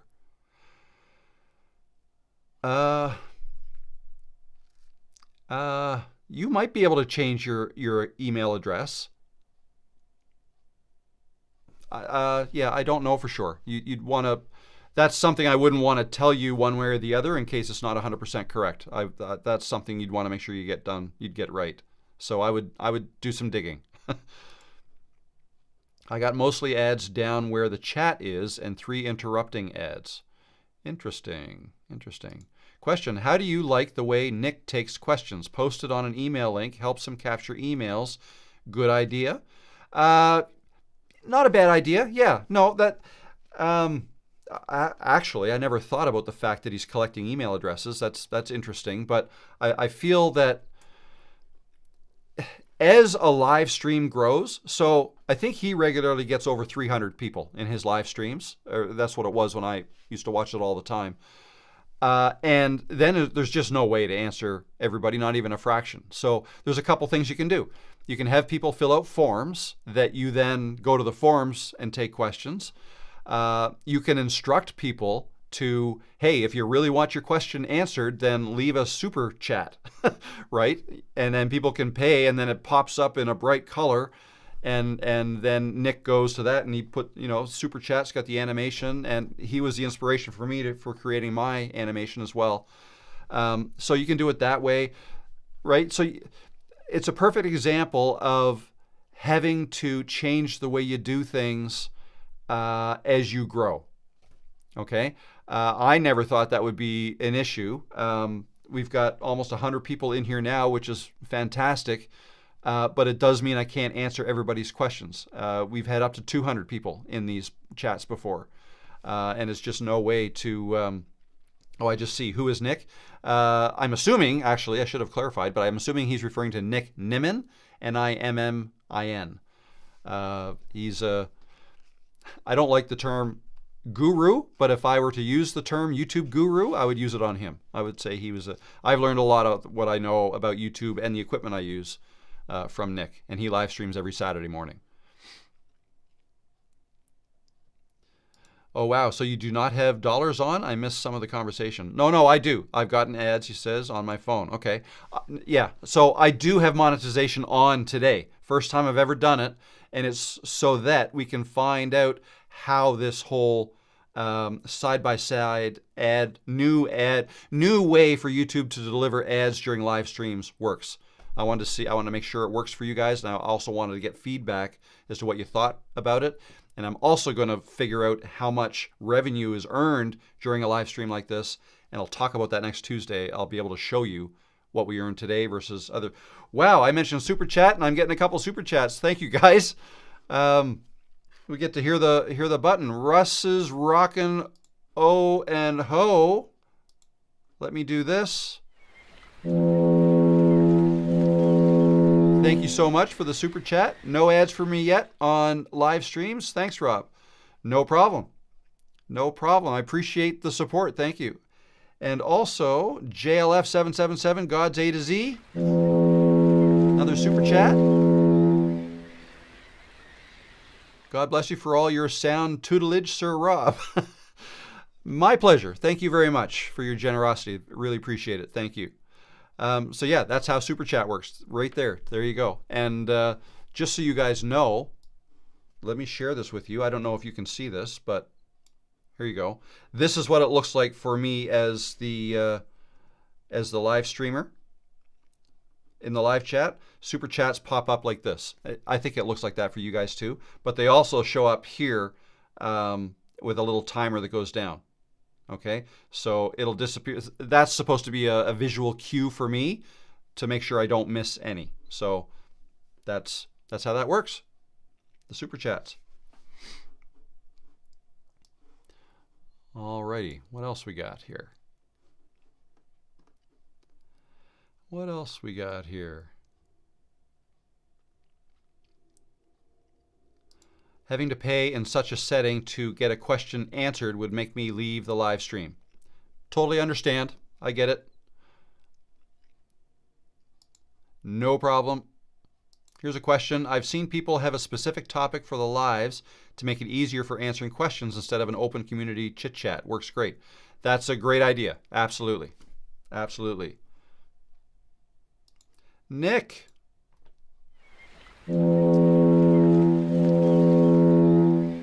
Nick Sutherland with the super thanks. Thank you very much, Nick. I appreciate that. Thank you. You guys are getting used to how this works now, eh? That's great. If I had to pay to ask a question, I wouldn't ask a question. Yeah, I don't love that either. I've actually paid to ask questions on Nick's channel a couple of years ago. But hey, if you want an answer really bad, then that's what you do. That's how it works on his channel. I don't necessarily. It's not something I like to do. So that's not been a strategy of mine. Just popped in. Welcome. We're just about to wrap up, though. I hope that's okay.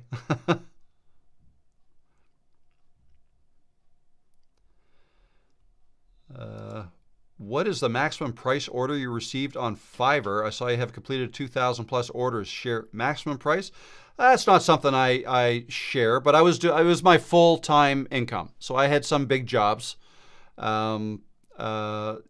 So yeah, Fiverr's a great platform. It sounds like it's like, how do you make money at $5 per job? It's not like that. I mean, you start off that way, but then you start, let's say if something's $5 but it takes you 5 minutes to do it, you can say, yeah, I can deliver within 3 days.